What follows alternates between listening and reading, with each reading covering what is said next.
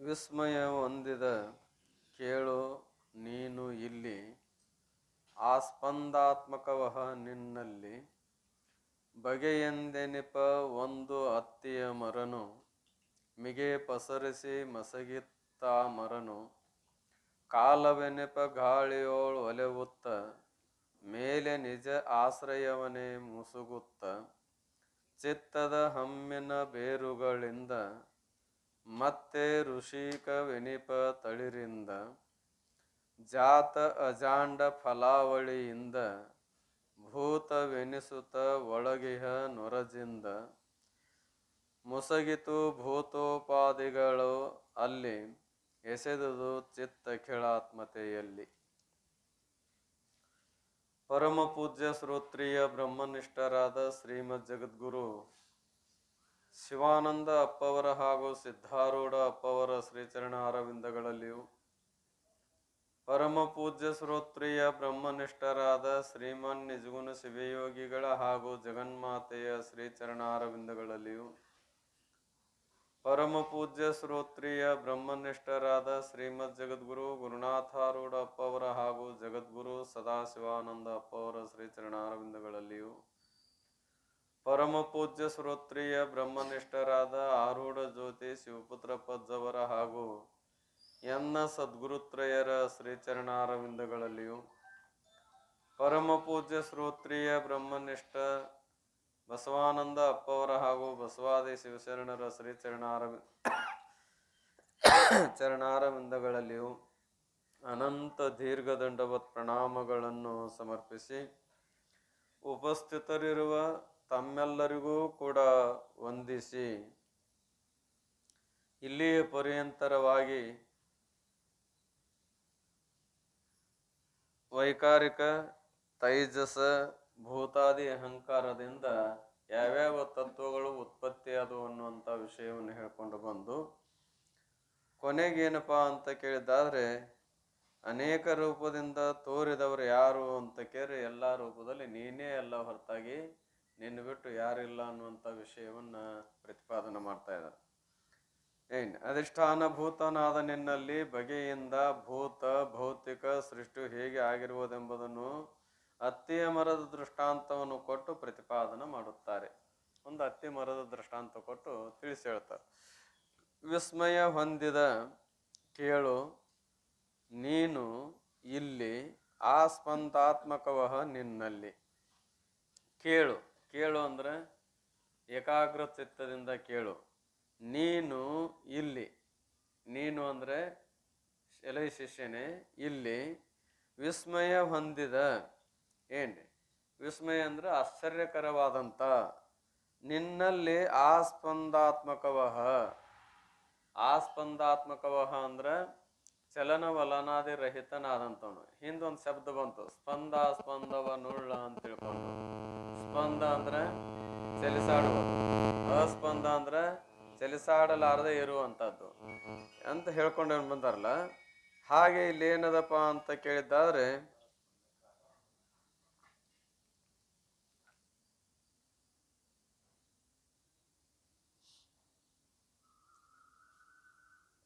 ಆಸ್ಪಂದಾತ್ಮಕವಹ ಅಂದ್ರೆ ಚಲನವಲನಾದಿಗಳ ರಹಿತನಾದ ನಿನ್ನಲ್ಲಿ ಬಗೆಯೆಂದೆನೆಪ ಒಂದು ಅತ್ತಿಯ ಮರನು. ಬಗೆಯೆಂದೆನೆಪ, ಬಗೆ ಅಂದ್ರೆ ಕಲ್ಪನೆ, ವಾಸನಾತ್ಮಕವಾದಂಥ ನಿನ್ನ ಯಾವ ಈ ನಿನ್ನಲ್ಲಿ ಏನ್ರಿ ಒಂದು ಅತ್ತಿಯ ಮರನು ಮಿಗೆ ಪಸರಿಸಿ ಮಸಗಿತ್ತ ಮರನು. ಒಂದು ಅತ್ತಿ ಮರ ಅದು ಉತ್ಪತ್ತಿ ಒಂದು ಬೀಜ ಇರ್ತದಪ್ಪ ಅಂತ ಕೇಳಿ ಅತಿ ಸೂಕ್ಷ್ಮ ಇರ್ತದ. ಅದು ಬೆಳೆದು ನಿಂತು ಅಂದ್ರೆ ಏನಾಗ್ತಾ ಅಂದ್ರೆ ಪಸರಿಸ್ತದ. ಇರೋದು ಬೀಜ ಏಟದ ಒಂದು ಸಣ್ಣ ಬೀಜ ಅದ. ಅದು ಏನಾಗ್ತಾ ಇದೆಪ್ಪ ಅಂದ್ರೆ ಬೆಳೆದು ಮಹಾನ್ ಏನಪ್ಪಾ ಅಂದ್ರೆ ದೊಡ್ಡ ಮರವಾಗಿ ಮತ್ತೆ ಹೆಂಗ ತೋರ್ತಾ ಇದೆ. ಹಾಗೆ ಕಾಲವೆನಿಪ ಗಾಳಿಯೋಳು ಒಲೆವುತ್ತ. ಆ ಮರ ಎದರಿಂದ ಅಳಿಗಾಡ್ತದ ಅಂತ ಕೇಳಿದ್ರೆ ಕಾಲವೆಂಬ ಹಿಂದೆ ಹೇಳ್ಕೊಂಬಂದಾರ. ಪ್ರಕೃತಿ ಏನಪ್ಪ ಕಾಲವನ್ನುವಂಥದ್ದು ಮೊದಲು ತಯಾರಾಯ್ತು, ಅದರಿಂದ ಪ್ರಕೃತಿಗೆ ಪ್ರಚೋದನೆಯಾಯಿತು ಅಂತ ಬಂತು. ಆ ಕಾಲವೆನಿಪ ಗಾಳಿಯೋಳು ಒಲೆವುತ್ತ ಮೇಲೆ ನಿಜ ಆಶ್ರಯವನ್ನೇ ಮುಸುಗುತ್ತ. ಮತ್ತದೇನು ಮಾಡ್ತದಪ್ಪ ಅಂತ ಕೇರೆ ತನಗೆ ಆಶ್ರಯ ಯಾವ್ದು ಆಗ್ಯದ ಅದನ್ನೇ ಮುಚ್ಚಿ ಹಾಕ್ತಾ ಇದೆ. ತನಗೆ ಯಾವ್ದು ಆಶ್ರಯ ಆಗ್ಯದ ಅದನ್ನೇ ಮುಚ್ಚಿ ಹಾಕುವಂಥದ್ದಾಗ್ಯದ. ಚಿತ್ತದ ಹಮ್ಮಿನ ಬೇರುಗಳಿಂದ, ಮತ್ತು ಅದಕ್ಕೆ ಬೇರುಗಳು ಯಾವಪ್ಪ ಗಿಡಕ್ಕೆ ಅಂತ ಕೇರೆ ಚಿತ್ತ ಮತ್ತು ಅಹಮ್ಮು. ಏನು ಅಂತಃಕರಣ ಚತುಷ್ಟಯದಲ್ಲಿ 4 ಬರ್ತಾವಲ್ಲ, ಆ ಚಿತ್ತು ಚೇತನ ರೂಪ ಚಿತ್ತಲ್ಲ. ಸ್ಮರಣಗಳಿಂದ ಅನೇಕ ವಿಷಯಗಳನ್ನ ಸ್ಮರಣ ರೂಪದಲ್ಲಿ ಇಟ್ಕೊಳ್ಳುವಂಥ ಸಾಮರ್ಥ್ಯ ಉಳಿದ ಯಾವುದು ಚಿತ್ತ. ಆಮೇಲೆ ಅಹಂ ಅಂದ್ರೆ ಅಹಂಕಾರ. ಇವೆರಡೂ ಬೇರು. ಮತ್ತೆ ಋಷಿಕೇಶವೆನಿಪ ತಳಿರಿಂದ, ಆ ಗಿಡಕ್ಕೆ ತಳಿರುಗಳು ಯಾವಪ್ಪ? ಮಾವಿನೆಲೆ ತಳಿರು ಅಂತೇನು ಕರಿತೇವೆ, ಹಾಗೆ ಯಾವ ಅಂದ್ರೆ ಇಂದ್ರಿಯಗಳು. ಋಷಿಕೇಶ ಅಂದ್ರೆ ಏನರ್ಥ? ಇಂದ್ರಿಯಗಳಿಂದ, ತಳಿರಿಂದ. ಜಾತ ಅಜಾಂಡ ಫಲಾವಳಿಯಿಂದ, ಮತ್ತೆ ಅದು ಎದರಿಂದ ಕೂಡ್ಕೊಂಡ್ರಂದ್ರೆ ಜಾತ ಅಜಾಂಡ ಉತ್ಪತ್ತಿಯಾದಂಥ ಬ್ರಹ್ಮಾಂಡದ ಸಮೂಹ. ಜಾತ ಪದಕ ಅರ್ಥ ಏನ್ರಿ? ಉತ್ಪತ್ತಿ. ಅಜಾಂಡ ಅಂತಂದ್ರ ಬ್ರಹ್ಮಾಂಡ. ಈ ಫಲಾವಳಿಯಿಂದ ಕೂಡಿಕೊಂಡು ಈ ಅನೇಕ ರೂಪವಾದ ಬ್ರಹ್ಮಾಂಡಗಳಿಂದ ಯುಕ್ತವಾದಂಥದ್ದು. ಭೂತವೆನಿಸುತ್ತ ಒಳಗೆಯ ನೊರಜಿಂದ, ಮತ್ತ ಭೂತ ರೂಪದಿಂದ ತೋರಿ ಒಳಗೆಯ ನೊರಜಿಂದ ಅಂದ್ರೆ ನೊರಜು ಮೊದಲು ಮಾಡಿಕೊಂಡು ಅನೇಕ ಜೀವರಾಶಿಗಳು ಉತ್ಪತ್ತಿ ಆಗ್ತಾ ಇದಾವೆ. ಮುಸಗಿತು ಭೂತೋಪಾದಿಗಳಲ್ಲಿ, ಮತ್ತದು ಎದರಿಂದ ಮುಚ್ಚಾಕ್ತೀವಿ ಅಂದ್ರೆ ಭೂತ ಮೊದಲಾದ ಉಪಾಧಿಗಳಿಂದ ಎಸೆದುದು ಚಿತ್ತ ಅಖಿಳ ಆತ್ಮತೆಯಲ್ಲಿ. ಈ ರೀತಿಯಾಗಿ ಶೋಭಾಯಮಾನವಾಗಿ ತೋರಿದ್ಯಾವ್ದಪ್ಪ ಅಂತ ಕೇಳಿದ್ರೆ ಚಿತ್ತ ಅಂದ್ರೆ ಚೇತನ. ಅಖಿಳಾತ್ಮತೆಯಲ್ಲಿ, ಅಖಿಳ ಆತ್ಮ ಅಂದ್ರೆ ಅನೇಕ ಜೀವರಾಶಿಗಳಲ್ಲಿ ತೋರಿದ್ಯಾವುದು ಅಂತ ಕೇಳಿದ್ರೆ ಚಿದ್ರೂಪವೆಲ್ಲ ಹೊರತಾಗ ಮತ್ತೇನೂ ಇಲ್ಲ. ಟೀಕಾ ಓದ್ತೇನೆ ನೋಡ್ರಿ. ಎಲೆ ಶಿಷ್ಯನೇ, ಒಂದು ಆಶ್ಚರ್ಯವಿರುತ್ತದೆ, ಅದನ್ನು ನಿನಗೋಸ್ಕರ ಪ್ರತಿಪಾದನೆ ಮಾಡುತ್ತೇನೆ, ಏಕಾಗ್ರ ಚಿತ್ತದಿಂದ ಆಲಿಸು. ಏನೆಂದರೆ, ಅಚಲ ಸ್ವರೂಪನಾದಂಥ ಅಂದರೆ ಪರಿಪೂರ್ಣ ಸ್ವರೂಪನಾದ ನಿನ್ನಲ್ಲಿ. ಪರಿಪೂರ್ಣ ಸ್ವರೂಪನ ಆಸ್ಪಂದ ಉಳ್ಳಂದ್ರೆ ಆಸ್ಪ ಅಂದ್ರೆ ಚಲನವಲನಾಗದ ರಹಿತದ ಅಂತ ಏನದೆಯಲ್ಲ, ನಿನ್ನಲ್ಲಿ ಪರಿಪೂರ್ಣ ಸ್ವರೂಪನಾದ ನಿನ್ನಲ್ಲಿ ಬಗೆಯೆಂದು ಹೇಳಿಸಿಕೊಳ್ಳುವ ಮನಸ್ಸೇ. ಕಲ್ಪನಾದಿಂದ ಯುಕ್ತವಾದಂಥದ್ದು ಯಾವುದು ಅಂದರೆ ಮನಸ್ಸು. ಒಂದು ಅತ್ತಿಯ ಮರವೆಂದು ತಿಳಿ. ಆ ಮನಸ್ಸು ಏನಿದ್ದಂಗೆ ಅಂತ ಕೇಳಿದ್ರೆ ಒಂದು ಅತ್ತಿ ಮರ. ಈ ಗಿಡವು ವಿಶೇಷವಾಗಿ ಬೆಳೆದು, ಈ ಗಿಡ ಅಂದ್ರೆ ಈ ಮನೋರೂಪವಾದಂಥ ಅತ್ತಿ ಮರ ವಿಶೇಷವಾಗಿ ಬೆಳೆದು ಎಲ್ಲ ಕಡೆಗೂ ಶೋಭಾಯಮಾನವಾಗಿರುತ್ತದೆ. ಅತ್ತಿ ಮರ ವಿಶಾಲವಾಗಿ ಬೆಳೆದು ತೋರಿ ಏನು ಬೆಳೆದತ್ರಿ ಮರ, ಎಷ್ಟು ಚಂದ ಐತ್ರಿ ಅಂತಿರ್ತೇವಲ್ಲ, ಶೋಭಾಯಮಾನವಾಗಿರುತ್ತದೆ. ಅಂದರೆ ಮಾಯಾ ಮೊದಲಾದ ಈ ಆರೋಪ ಸಂಸಾರವೇ ಒಂದು ವೃಕ್ಷವಾಗಿರುತ್ತದೆ. ಅಂದ್ರೆ ಏನರ್ಥ ಅತ್ತಿ ಮರ ಅಂದ್ರ ಅಂತ ಕೇಳಿದ್ರೆ, ಮಾಯಾ ಮೊದಲಾದ ಮಾಯೆಯನ್ನೇ ಮೊದಲು ಮಾಡಿಕೊಂಡು ಆರೋಪ ಸಂಸಾರವೇ. ಈ ಸಂಸಾರ ಎಲ್ಲ ಏನದ ರೀ? ಆರೋಪದ. ಸಂಸಾರ ಅಷ್ಟ ಆರೋಪದ, ಮಾಯ ಹಿಡ್ಕೊಂಡದು. ಅಂದ್ರೆ ಸಂಸಾರ ಅಂದ್ರೆ ಕಾರ್ಯರೂಪ ಸಂಸಾರ, ಜನ್ಮಾದಿ ಬಂಧನ ರೂಪ ಸಂಸಾರ. ಇದಕ್ಕೆ ಕಾರಣೀಭೂತವಾದದ್ದು ಕಾರಣ ರೂಪ ಸಂಸಾರ. ಏನಂದ್ರೆ ಸರ್ವ ದುಃಖ ನಿವೃತ್ತಿ ಅನ್ನುವಾಗ ಏನ್ ಹೇಳ್ಯಾರಿ? ಅಜ್ಞಾನ ಸಹಿತ ಜನ್ಮ ಮರಣ ಹೇಳಿದಾರ. ಮತ್ತು ಅಜ್ಞಾನವೂ ಕೂಡ ಸಂಸಾರವೇ, ಅದರ ಕಾರ್ಯವಾದ ಜನನ ಮರಣಗಳು ಕೂಡ ಸಂಸಾರವೇ. ಇವೆಲ್ಲವೂ ಆರೋಪದವೋ ಏನು ಅನಾರೋಪದವೋ? ಆರೋಪದವು. ಏನ್ರಿ? ಕಾರ್ಯವಾದ ಜಗತ್ತು, ಕಾರಣವಾದ ಅಜ್ಞಾನ ಎಲ್ಲವೂ ಏನದಾವ ಅಂದ್ರೆ ಆರೋಪದ. ಏನೇ ಶುದ್ಧವಾದ ಬ್ರಹ್ಮನಲ್ಲಿ ಪ್ರಪಂಚದ ಆರೋಪವು ಹೇಗೆ ಆಯಿತು ಅಂತ ಕೇಳಿದ್ರೆ ಅದ್ರ ಇದೆಲ್ಲ ಅಷ್ಟು ಬರ್ತದೆ ಅದ್ರಾಗ. ಏನು ಶುದ್ಧವಾದ ಬ್ರಹ್ಮನಲ್ಲಿ ಪ್ರಪಂಚದ ಆರೋಪವು ಹೇಗೆ ಆಯಿತು? ಪ್ರಪಂಚದ ಆರೋಪ ಹೆಂಗೆ ಮಾಡ್ತೀರಿ ನೀವು? ಆರೋಪ ಮಾಡೋದು ಸಿದ್ಧ ಮಾಡೋದು. ಸಿದ್ಧ ಮಾಡ್ಬೇಕಾರ ಅಂದ್ರೆ ಇಲ್ಲದನ್ನು ಸಿದ್ಧ ಮಾಡ್ಬೇಕಾರ ದೋಷ ಇದ್ದಲ್ಲೋ ದೋಷ ಇರಲಾರ್ದಲ್ಲೋ? ದೋಷ ಇದ್ದಲ್ಲಿ. ನಿಮ್ಮ ಬ್ರಹ್ಮ ಹೆಂಗದಾನ? ದೋಷ ರಹಿತನ. ದೋಷರಹಿತ ವಾದ ಬ್ರಹ್ಮನಲ್ಲಿ ನೀವು ಸಂಸಾರದ ಆರೋಪ ಮಾಡ್ಬೇಕಾದ್ರೆ ಹೆಂಗ್ ಸಾಧ್ಯದ? ಮತ್ತು ಅದು ಬ್ರಹ್ಮನನ್ನು ಬಿಟ್ರಂತ ಹೇಳಕ್ ಬರೋದಿಲ್ಲ. ಹೇಳ್ಬೇಕಾದ್ರೆ ದೋಷ ಬೇಕು. ದೋಷ ಒಪ್ಪಿಕೊಂಡ್ರಂದ್ರೆ ಅಶುದ್ಧ ಅನ್ರಿ. ಯಾರಿಗೆ? ಬ್ರಹ್ಮನಿಗೆ ಅಶುದ್ಧ ಅನ್ರಿ. ಬ್ರಹ್ಮನಿಗೆ ಅಶುದ್ಧ ಅಂತೀರಿ ನೀವು? ಇಲ್ಲ. ಮತ್ತು ಶುದ್ಧ ಅಂತೀರಿ. ಶುದ್ಧವಾದದ್ರಲ್ಲಿ ಪ್ರಪಂಚದ ಆರೋಪ ನೀವು ಮಾಡಕ್ ಬರುದಿಲ್ಲ. ಮಾಡ್ತೀರಂದ್ರೆ ಅದಕ್ಕೆ ಏನಾರು ಒಂದು ಉಪಾಯ ಬೇಕಲ್ಲ ಅಂದ್ರೆ ಮಾಡ್ತೇವಪ್ಪ. ಅದ್ರಾಗ ಶುದ್ಧ ಬ್ರಹ್ಮನಲ್ಲೇ ಹೇಳ್ತೇವೆ ಅಂತ ತಿಳ್ಕೊಂಡು ಒಂದೇನು ಒಪ್ಪಿದ್ರು ಅಂದ್ರೆ ಮಾಯಾ ಅಂದ್ರೆ ಅಥವಾ ಪ್ರಕೃತಿ ಒಪ್ಪಿದ್ರು. ಅನಾದಿಯಾದ ಶುದ್ಧ ಬ್ರಹ್ಮನಲ್ಲಿ ಅನಾದಿಯಾದ ಒಂದು ಕಲ್ಪಿತ ಪ್ರಕೃತಿಯು ತಾದಾತ್ಮ ಸಂಬಂಧದಿಂದ ಇತ್ತು. ಕಲ್ಪಿತ ಭೇದ ವಾಸ್ತವ ಅಭೇದದಿಂದ ಇತ್ತು ಅಂತ ಶುರು ಮಾಡಿದರು. ಈಗ ಇದನ್ನ ಆರೋಪ ಮಾಡಿದ್ರು ಏನು ಮೊದಲಾಯ್ತು? ಆರೋಪ ಮಾಡಿದ್ರು. ಅದಕ್ಕೆ ಇಲ್ಲಿ ಸ್ಪಷ್ಟ ಬರೀತಾರ, ಏನಂದ್ರ ಮಾಯಾ ಮೊದಲಾದ, ಮಾಯೆಯನ್ನೇ ಮೊದಲು ಮಾಡ್ಕೊಂಡಂದ್ರು ಒಂದೇ, ಪ್ರಕೃತಿಯನ್ನೇ ಮೊದಲು ಮಾಡ್ಕೊಂಡು ಅಂದ್ರು ಒಂದೇ, ಅಜ್ಞಾನವನ್ನೇ ಮೊದಲು ಮಾಡ್ಕೊಂಡು ಅಂದ್ರು ಒಂದೇ, ಅವಿದ್ಯೆ ಮೊದಲು ಮಾಡ್ಕೊಂಡು ಅಂದ್ರು ಒಂದೇ. ಏನ್ ಕಾರ್ಯಕಾರಣ ರೂಪದಿಂದ ಇರ್ತಾ ಇದೆ. ಆರೋಪ ಸಂಸಾರವೇ ಒಂದು ವೃಕ್ಷವಾಗಿರುತ್ತದೆ. ಇದೇನು ಆರೋಪದ ಇದೆ ಒಂದು ದೊಡ್ಡ ವೃಕ್ಷ ಏನ್ ಎಂಬ ತಾತ್ಪರ್ಯವು. ಈ ಸಂಸಾರ ವೃಕ್ಷವು ಕಾಲವೆಂಬ ಗಾಳಿಯಿಂದ ಅತ್ಯತ್ತ ಅಲದಾಡುತ್ತದೆ. ಈ ಸಂಸಾರ ನಾವು ಸಹಜ ಅಂತಲ್ಲ, ಹೆಂಗ್ ಕುನಿಬೇಕು? ಇದು ಕಾಲಕ್ಕೆ ತಕ್ಕಂತೆ ಕುನಿಬೇಕು ಅಂತೇಳ್ರಿ. ತಾಳಕ್ಕೆ ತಕ್ಕಂತೆ ಹೆಂಗಂತೇವಿ, ಹೆಂಗ ಕಾಲ ಬರ್ತದ ಹಂಗ ಹೊಂದ್ಕೊಂಡು ಹೋಗುದಪ್ಪ. ಕಾಲಾಯ ತಸ್ಮೈ ನಮಃ ಅಂತೇವಿ. ಅಂದ್ರೆ ಆ ಕಾಲಕ್ಕೆ ಅನುಸರಿಸಿ ನಾವು ಹೊಂದ್ಕೊಂಡು ಹೋಗ್ಬೇಕು. ಹೊತ್ತು ಬಂದಂಗ ಕೊಡಿ ಹಿಡಿಬೇಕು. ಹೊತ್ತಂದ್ರೆ ಏನ್ರಿ? ಸಮಯ, ಕಾಲ. ಹಾಗೆ ಇಲ್ಲಿ ಕಾಲಕ್ಕೆ ಅನುಸರಿಸಿ ಅದೇನಾಗಿರುತ್ತೆ, ಅಳಗ್ಯಾಡ್ತದ. ಮತ್ತೆ ಇದೆಷ್ಟು ಅಳಗ್ಯಾಡ್ತದ್ರಿ ಸಂಸಾರ ರೂಪ ಗಿಡ? ಹಂಗ ತಿರ್ಗಾಡ್ತಾನ. ಅವ ಒಂದರ ಗಟ್ಟಿ ಐತಿ ಅಂತ ತಿಳ್ಕೊಂಡೇನಿ ಅವನ ಹತ್ರ. ಒಂದರ ನಿರ್ಧಾರ ಮಾಡ್ಯಾನು, ಹಿಂಗ ಅಂದಾನ ನೋಡ್ದು ಹಿಂಗ ಹೊಳ್ಳಿರ್ತಾನ ಅಂತ ತಿಳ್ಕೊಂಡು ಸಹಜ ಅಂತೇವಿ. ಯಾಕಂದ್ರೆ ಹೊರಳಾಡ್ತದೆ ಯಾವತ್ತು ಈ ಜಗತ್ತು ಅನ್ನುವಂಥದ್ದು, ಅಲೆದಾಡುತ್ತದೆ. ಅಂದರೆ ಕಾಲ ಮೂಲಕ ಉತ್ಪತ್ತಿ ಸ್ಥಿತಿ ನಾಶ ಉಳ್ಳದ್ದಾಗಿರುತ್ತದೆ. ಒಂದ ತರ ಆಯ್ತೇನು?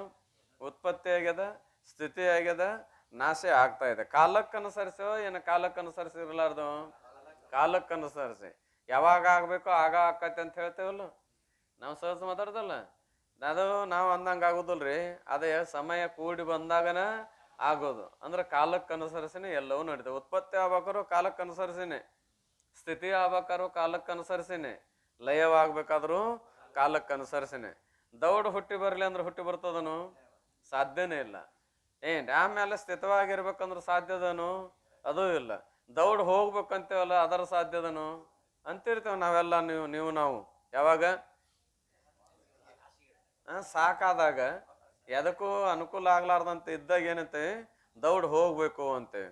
ದೌಡ್ ಹೋಗಾಕ ಸಾಧ್ಯ ಇಲ್ಲ. ಯಾಕೆ? ಕಾಲಕ್ಕೆ ಅನುಸರಿಸಿನೇ ಹೋಗ್ಬೇಕು. ನಾವು ಎಲ್ಲ ಇನ್ನೂ ಅಷ್ಟೇನೆ ಇರ್ಬೇಕಂದ್ರೂ ಕೂಡ ಹಂಗೂ ಸಾಧ್ಯ ಇಲ್ಲ. ಈ ರೀತಿ ಉತ್ಪತ್ತಿ ಸ್ಥಿತಿ ನಾಶ ಉಳ್ಳದ್ದಾಗಿರುತ್ತದೆ. ಯಾವುದು? ಈ ಹತ್ತಿಯ ಮರ ಎಂಬ ತಾತ್ಪರ್ಯವು. ಮತ್ತು ಗಿಡವು ಯಾವ ಸ್ಥಾನದಲ್ಲಿ ಬೆಳೆಯುತ್ತದೋ ಅದೇ ಸ್ಥಾನವನ್ನು ತನ್ನ ನೆರಳಿನಿಂದ ಮುಚ್ಚಿ ಬಿಡುವಂತೆ. ಗಿಡ ಏನ್ ಬೆಳೀತಾ ಇದೆ? ಬೆಳೆದದ್ದೆಲ್ಲಿ? ಭೂಮಿಯಲ್ಲಿ. ಭೂಮಿಯಲ್ಲಿ ಬೆಳೆದ ಭೂಮಿ ಆಶ್ರಯದೊಳಗದ. ಭೂಮಿ ಆಶ್ರಯದೊಳಗಿದ್ದನ ಭೂಮಿಗೆ ಏನ್ ಮಾಡ್ತಾ ಇದೆ?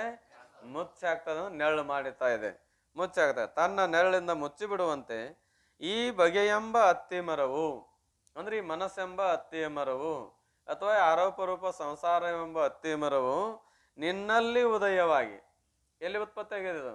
ನಿನ್ನಲ್ಲೇನೆ ಉತ್ಪತ್ತಿಯಾಗಿ ಪುನಃ ನಿನ್ನ ನಿಜ ಸ್ವರೂಪವನ್ನೇ ಆವರಣ ಮಾಡಿರುವುದು.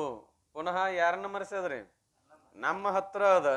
ನಮ್ಮ ಹತ್ರ ಇದ್ದ ನಮಗ ಏನ್ ಮಾಡಿದೆಪ್ಪ ಅಂದ್ರೆ ಮರೆಸಿಬಿಟ್ಟದ. ಇದಕ್ಕೇನಂತಾರ? ಯಾವ ಪಕ್ಷ ಅಂತಾರ ಅಂದ್ರ ಸ್ವ ಆಶ್ರಯ ಸ್ವವಿಷಯ ಪಕ್ಷ ಅಂತಾರ. ಸ್ವಾಶ್ರಯ ಸ್ವವಿಷಯ ಪಕ್ಷ ಅಂತಾರ. ಸ್ವ ಆಶ್ರಯ ಸ್ವ ವಿಷಯ. ಸ್ವ ನಾಮ್ ಬ್ರಹ್ಮ ಅಥವಾ ಆತ್ಮ. ಆತ್ಮ ಏನೋ ಸ್ವದನ. ಸ್ವ ಆಶ್ರಯ ಈ ತನ್ನ ಆಶ್ರಯದಲ್ಲಿ ಇದ್ದು, ಯಾವುದು? ಈ ಮನವೆಂಬ ಹತ್ತಿ ಮರ ಅಥವಾ ಅಜ್ಞಾನವೆಂಬ ಹತ್ತಿ ಮರ ತನ್ನ ಆಶ್ರಯದಲ್ಲಿದ್ದು ಸ್ವ ವಿಷಯ ಮತ್ ತನಗೆ ವಿಷಯ ಮಾಡ್ಯದ. ಇದಕ್ಕೇನಂತಾರ? ಸ್ವ ಆಶ್ರಯ ವಿಷಯ ಪಕ್ಷ ಅಂತಾರ. ಎದರಂತೆ ಅಂದ್ರೆ ಗರ್ಭ ಮಂದಿರ ಅಂಧಕಾರಕ್ಕೆ ನ್ಯಾಯಿ ಅಂತ. ಎದರಂತೆ? ಗರ್ಭ ಮಂದಿರದಲ್ಲಿರುವ ಕತ್ತಲೆಯಂತೆ. ಗರ್ಭ ಮಂದಿರ ಅಂದ್ರೆ ದೇವರ ಮೂರ್ತಿಯನ್ನು ಸ್ಥಾಪನೆ ಮಾಡ್ಲಿಕ್ಕೆ ಒಂದೇನು ಗುಡಿ ಮಾಡಿರ್ತೇವೆ, ಅದಕ್ಕೇನಂತೇವೆ ನಾವು? ಗರ್ಭ ಮಂದಿರ ಅಂತೇವಿ. ಅವಕ್ಕೆ ವಿಶೇಷವಾಗಿ ಕಿಟಕಿಗಳ ವ್ಯವಸ್ಥೆ ಇರುವುದಿಲ್ಲ. ಗರ್ಭ ಮಂದಿರಕ್ಕೆ ಏನಿರುದಲ್ರಿ? ಕಿಟಕಿ ವ್ಯವಸ್ಥೆ ಇರುವುದಿಲ್ಲ. ಆ ಗರ್ಭ ಮಂದಿರದಲ್ಲಿ ಪ್ರಕಾಶ ಇರ್ಲಿಲ್ಲ ಅಂದ್ರೆ, ಪ್ರಕಾಶದ ಅನುಕೂಲತೆ ಇರ್ಲಿಲ್ಲ ಅಂದ್ರೆ ಅಲ್ಲಿ ಏನ್ ಆವರಿಸ್ತಿರ್ತಾ ಇದೆ? ಕತ್ತಲೆ. ಯಾರ ಆಶ್ರಯದಲ್ಲದ? ಗರ್ಭ ಮಂದಿರದ ಆಶ್ರಯದಲ್ಲೇ ಇದ್ದುಕೊಂಡು ಮತ್ತ ಗರ್ಭ ಮಂದಿರದಲ್ಲಿ ಒಳ ಅವಯವಾದಿಗಳನ್ನೆಲ್ಲ ಏನ್ ಮಾಡಿರ್ತಾ ಇದೆ? ಮುಚ್ಚಿ ಹಾಕಿರ್ತಾ ಇದೆ. ಇರೋದು ಅವ್ರ ಆಶ್ರಯದಲ್ಲೇ, ಮತ್ ಹೊಳ್ಳೆ ಅವನ್ನ ತೋರ್ಗೊಳ್ಳಾರದಂತೆ ಮಾಡಿದೆ. ಹಾಗ ಅಜ್ಞಾನ ರೂಪ ಕತ್ತಲೆ ನಮ್ಮ ಹೃದಯ ರೂಪ ಗರ್ಭ ಮಂದಿರದೊಳಗನ ಇದ್ದು ಮತ್ತೇನು ಮಾಡಿದಪ್ಪ ಅಂದ್ರೆ ಆತ್ಮನನ್ನ ತಿಳಿಯಗೊಡಲಾರದಂತೆ ಮಾಡಿರುವುದರಿಂದ ಇದಕ್ಕೆ ಸ್ವ ಆಶ್ರಯ ಸ್ವ ವಿಷಯ ಪಕ್ಷ ಅಂತಾರೆ. ಹಲವಾರು ದೃಷ್ಟಾಂತಗಳದಾವು, ಒಂದ ಎರಡಲ್ರಿ. ತಲೆಯ ಮೇಲಿರುವ ಕೂದಲ ಯಾರ ಆಶ್ರಯದಲ್ಲ ಅವ್ರಿ? ತಲೆ ಆಶ್ರಯದಲ್ಲಿ. ಸ್ವ ಆಶ್ರಯ, ಸ್ವನಾಮ್ ತಲೆ, ಆಶ್ರಯ ಉಳಿದ ಯಾವುದು? ಕೂದಲ. ಸ್ವ ವಿಷಯ, ತನಗೆ ಏನ್ ಮಾಡ ವಿಷಯ ಅಂದ್ರೆ ಮುಚ್ಚಾಕ್ಯದ. ಕೂದಲ ತಲೆ ಆಶ್ರಯದಲ್ಲಿದ್ದು ಕೂದಲವನ್ನೇ ತಲೆಯನ್ನೇ ತೋರಿಗೊಡ್ದಂಗೆ ಮಾಡ್ಯದ. ಅಥವಾ ಅಂತರಗಂಗೆಯಂತೆ ಅಂತ ಏನಂದ್ರೆ ಕಪ್ಪಿ ಚಿಪ್ಪು ಅಂತೇವ, ಇದು ಕಪ್ಪಿ ಮಾಸ ಅಂತೇವಲ್ಲ, ಅದಕ್ಕೆ ಅಂತರಗಂಗಿನೂ ಅಂತಾರ. ಅದು ಎಲ್ಲಿ ಅದ ರೀ? ನೀರಿನ ಆಶ್ರಯದೊಳಗೆ ಇದ್ದು ಏನು ಮುಚ್ಚಾಕ್ಯದ? ನೀರನ್ನ ಮುಚ್ಚಾಕ್ಯದ. ಇಲ್ಲ ನಾವು ತೊಡಲ್ಪಟ್ಟಂತ ಬಟ್ಟೆಗಳು ಶರೀರದ ಆಶ್ರಯದಲ್ಲಿದ್ದು ಶರೀರವನ್ನು ಏನ್ ಮಾಡ್ಯಾವಂದ್ರ ತೋರುಗಳ. ಹೀಗೆ ಹಲವಾರು ದೃಷ್ಟಾಂತ ಸಿಗ್ತಾವ. ಇರುವುದು ಅವ್ರ ಆಶ್ರಯದಲ್ಲೇ, ಮತ್ತ ಅದನ್ನೇ ತೋರಿಗೊಡಲಾರದಂತೆ ಮಾಡೋದಕ್ಕೆ ಸ್ವ ಆಶ್ರಯ ಸ್ವ ವಿಷಯ ಪಕ್ಷ ಅಂತ ಕರೀತಾರ. ಅಹಂಕಾರ ಚಿತ್ತಗಳೆಂಬ ಬೇರುಗಳಿಂದ ಗಟ್ಟಿಯಾಗಿರುವುದು. ಈ ವೃಕ್ಷ ಎಷ್ಟು ಗಟ್ಟಿಯಾಗ್ಯದಪ್ಪ ಅಂತ ಕೇಳಿದ್ರೆ ಏನ್ರಿ? ಅಹಂಕಾರ ಒಂದು ಚಿತ್ತು ಐತೆ ನೆನಪಿಟ್ಟೇನೆ ಏನ್ರವು ಲೋಕದೊಳಗಂತೇಲ್ ನಾವು ಮರ್ತಾನಂತ ತಿಳಿದಿರ್ಬೇಕು. ನೀ ಎಲ್ಲಾರ ಬರ್ಲಿ ಸಮಯ ಏನ್ ಮಾಡ್ತೀಯ ಆಗ? ಆ ಸೇಡ್ ತೀರಿಸ್ಕೊಂತೇವ ಅಂದಂಗ. ಅಂದ್ರೆ ಚಿತ್ತ ಅಂಬುದು ಇದು ಗಟ್ಟಿ ಅದನೋ ಏನಿಲ್ಲೋ?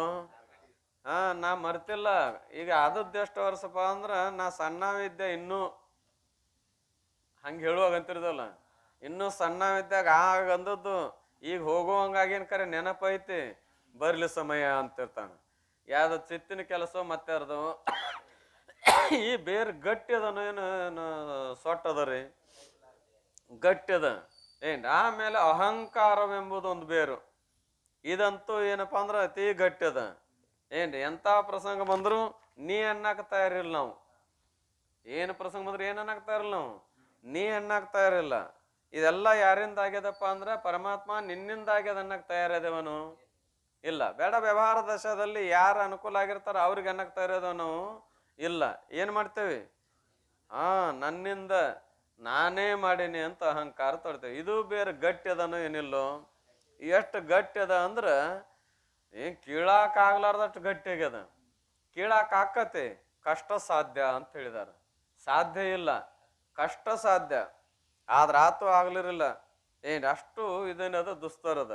ಎಷ್ಟು ಗಟ್ಟಿಗ್ಯದ ಅನ್ನೋದಕ್ಕೆ ನಾ ಈ ಹಿಂದೆ ಬಂದ ಸಮಯದಲ್ಲಿ ಹೇಳಿದ್ದೇನೆ ದೃಷ್ಟಾಂತ ಒಂದು. ಕೆಲವರಿಗೆ ಗುರುತಿಲ್ಲ, ಗುರುತಿದ್ರು ಕೂಡ ನೆನಪು ಮಾಡಿಕೊಡ್ತಾನೆ ಅಷ್ಟೇ. ಯಾವುದು ಅಂದ್ರೆ ಈ ಶ್ರಾವಣ ಮಾಸ ಬಂತಲ್ಲ, ಶ್ರಾವಣ ಮಾಸ ಬಂದ ಕೂಡಲೇ ಜಿದ್ ಅಂತ ಆಡ್ತಾರ. ಶರ್ತ್ ಕಟ್ಟಿ ಏನು ಒಂದು ಆಟ ಇಟ್ಟಿರ್ತಾ ಇದಾರ. ಆ ಆಟದೊಳಗೆ ಗೆದ್ದವ್ರಿಗೆ ಏನಪ್ಪಾ ಅಂತ ಕೇಳಿ ಇಷ್ಟು ಇಂತಿಷ್ಟು ಹಣ ಅದು ಅಂತ ಎಲ್ಲ ಮಾಡಿರ್ತಾ ಇದಾರೆ. ಅವಾಗ ಒಂದು ಷರತ್ತೇನು ಅಂತ ಕೇಳಿದ್ರೆ, ಇವು ಕಸಬರಿಗೆ ಇರ್ತಾವಲ್ರಿ, ಈಗಿನ ಕಸಬರಿಗಳಿಗಲ್ಲ, ಮೊದಲಿನ ಕಸಬರಿಗೆ ಏನು ಹುಲಗಸಬರಿ ಅಂತಾರ. ಅದು ಹುಲ್ಲಿನ ಕಸಬರಿಗೆ, ಹುಲಗಸಬರಿಗೆ ಅಂತ ಕರೀತಾರ. ಅದು ಹೆಡಿ ಒಂದಿಷ್ಟು ಚೋಟುದ್ದಿರ್ತದ, ಮುಂದೆ ಗರಿ ಒಂದು ಗೇನ ಇರ್ತಾವ. ನೋಡಿರೇನ್ರಿ? ಇಲ್ಲಿ ಸಿಗತಿರ್ಬೇಕು, ಹುಬ್ಬಳ್ಳಿಯಾಗ ತರ್ಸ್ಕೊಂಡ್ಬೇಕಾರೆ ಒಂದು ನೋಡುನು ಏನ್ರಿ. ಅವಕ್ಕೆ ಆ ಕಸಬರಿಗೆ ಒಂದು ಗೇನುದ್ದ ಗರಿ ಇರ್ತಾವ, ಒಂದು ಚೋಟುದ್ದ ಹಿಂದೆ ಹಿಡಿ ಇರ್ತದ. ಕಸ ಹೊಡಿಯೋಕೆ ಹಿಡಿ ಹಾಕ್ಬೇಕಲ್ಲ. ಆ ಕಸಬರಿಗೆಯನ್ನು ಆ ಗೇನುದ್ದ ಗರಿ ಏನದಾವು ಅಷ್ಟ ಉದ್ದು ಒಂದು ತೆಗೆದು ಆ ಕಸಬರಿಗೆ ಗರಿ ತೆಳ್ಯಾಕ ಮಾಡಿ ಅದನ್ನ ಇಟ್ಟು ಅದ್ರ ಸುತ್ತೆಲ್ಲ ಮಣ್ಣು ಹಾಕಿ ತುಳಿದು, ಹೆಂಗ ಗಿಡ ಹಚ್ಚುವಾಗ ನಾವು ಗಿಡದ ಸುತ್ತ ಏನಪ್ಪಾ ಅಂದ್ರೆ ಅದು ಬೇರೆ ಎಷ್ಟು ಮುಣಗ್ಬೇಕು ಅಷ್ಟು ತೆಗೆದು ಸುತ್ತ ಮಣ್ಣು ಹಾಕಿ ಕಾಲಿಲಿ ತುಳಿದಿಲ್ಲ ತುಳಿತೇವೆ. ಯಾಕೆ ತುಳಿತೇವಪ್ಪ ಅಂದ್ರೆ ಗಟ್ಟಿ ಆಗಲಿ ಅಂತ ತಿಳ್ಕೊಂಡು. ಹಂಗ ಅದನ್ನ ಕಾಲಿಲಿ ಏನಪ್ಪಾ ಅಂದ್ರೆ ಶಿಸ್ತು ಮೈಯನ ಕಸೂಲಿ ತುಳಿದು ಏನ್ ಮಾಡುದು ಅಂದ್ರೆ ಬಿಡುದು. ಅದನ್ನ ಬಿಟ್ಟು ಅದನ್ನ ಯಾರು ಕೇಳ್ತಾರೆ ಅವ್ರಿಗೊಂದು ₹1,00,000 ಬಹುಮಾನ. ಎಷ್ಟ್ರಿ? 1,00,000 ಬಹುಮಾನ. ಅದನ್ನ ಯಾರು ಕೇಳ್ತಾರ ಅವ್ರಿಗೆ. ಅದನ್ನ ಎಂತೆಂತ ಕೊಲ್ಲಾಪುರ ಪೈಲ್ವಾನ್ ಅದನಂದ್ರು ಕೇಳಕ್ಕಾಗಲ್ಲ. ಎಲ್ಲೊಬ್ಬ ಕೊನೆಗೆ ಸಾಧಿಸಿ ಒಬ್ಬ ಯಾವರ ಕೇಳ್ತಾನ ಹೊರತಾಗಿ 199 ಮಂದಿ ಪೈಲ್ವಾನ್ರ ಅದಾರಂದ್ರು ಕೇಳಕ್ಕಾಗುದಿಲ್ಲ. ಅದನ್ನ ಅಷ್ಟು ಗಟ್ಟಿಯಾಗಿರ್ತದ್ರಿ ಅದು. ಬೇಕಾದ್ರೆ ಪರೀಕ್ಷೆ ಮಾಡ್ರಿ, ಇದೇನು ಯಾರಿಗೆ ತೊಂದ್ರೆ ಇಲ್ಲ, ಏನಪ್ಪ ಅದನ್ನು ಬರುದಿಲ್ಲ. ಅವ್ನು ಸ್ವಾಮಿ ಹಂಗೆ ಹೇಳಿದ್ದಕ್ಕೆ ಹಿಂಗೆ ಮಾಡಿ ಇವ್ರು ಹಿಂಗಾಗ್ಯಾರ ಅನ್ನುವಂಥ ಪ್ರಸಂಗ ಅಂತೂ ಇಲ್ಲ. ಏನದ ರೀ ಮಾಡಿ ನೋಡ್ರಿ ಬೇಕಾರೆ. ಒಟ್ಟ ಕೇಳುದಿಲ್ಲ ಅದು. ಯಾಕೆ ಕೇಳುದಿಲ್ಲ ಅಂತ ಕೇಳಿದ್ರೆ, ಆ ಏನು ಎಳಿಗಳು ಇರ್ತಾವಲ್ಲ, ಆ ಎಳಿ ಒಳಗೆ ಏನಾಗಿರ್ತದ ಅಂದ್ರೆ ಉಸುಲ್ ಹಿಡಿದಿರ್ತದ. ಏನಾಗಿರ್ತದ್ರಿ? ಉಸುಲು ಹಿಡಿದಿರ್ತಾ ಇದೆ. ಆ ಉಸುಲು ಹಿಡಿದ್ರಿಂದ ಒಟ್ಟ ಕೀಳುದಿಲ್ಲ ಅದು. ಹಂಗ ನಮಗ ನಿಮಗ ಏನಾಗಿದಪ್ಪ ಅಂದ್ರೆ ಉಸುಲು ಹಿಡ್ದದ. ಅಹಂಕಾರ ಆಮೇಲೆ ಚಿತ್ತ ಅನ್ನುವಂತ ಈ ಬೇರುಗಳ ಮೂಲಕವಾಗಿ ಏನು ಉಸುಲು ಹಿಡ್ದದ. ಈಗ ಇದನ್ನ ಕೀಳುದ ಅಂದ್ರ ಅಲ್ಪರಿಂದ ಸಾಧ್ಯನೇ ಇಲ್ಲ. ಕೀಳಾಕ್ ಹೋಗಿ ಬಿದ್ದು ಬಂದಾರ ಹೊರತಾಗಿ ಕೀಳಾಕ್ ಹೋಗಿ ಕಿತ್ತು ಬಂದಿಲ್ಲ, ಎಲ್ಲೋ ಒಬ್ಬ. ಅದಕ್ಕಾಗಿ ಕೋಟಿಗೊಬ್ಬ ಶರಣ. ಶರಣ ಅಂದ್ರೆ ಯಾರು? ಮಹಾತ್ಮರು. ಏನ್ ನಿಜವಾಗಿ ಮಹಾತ್ಮರು ಕೋಟಿಗೊಬ್ಬರು. ಏನನ್ನ ಕಿತ್ತವ್ರು? ಈ ಬೇರು ಕಿತ್ತವ್ರು. ಅಹಂಕಾರ ಚಿತ್ತ ಅನ್ನುವಂತ ಬೇರನ್ನು ಕಿತ್ತು ಹಾಕಿ ಅಖಂಡೇಕರಸವಾದ ಪರಬ್ರಹ್ಮ ಸ್ವರೂಪವೇ ನಾನಂತ ತಿಳಿದಂತ ಧೀರ ಒಬ್ಬ ಎಲ್ಲೋ ಅಲ್ಲ ಹೊರತಾಗಿ ಇನ್ನುಳಿದವರೆಲ್ಲ ಧೀರರಂಗ ಮಾಡಕ್ ಹೋಗಿ ದಿಕ್ಕೆಟ್ಟ ಹೋಗ್ಯವ ಹೊರತಾಗಿ ಏನಾಗಿಲ್ಲ.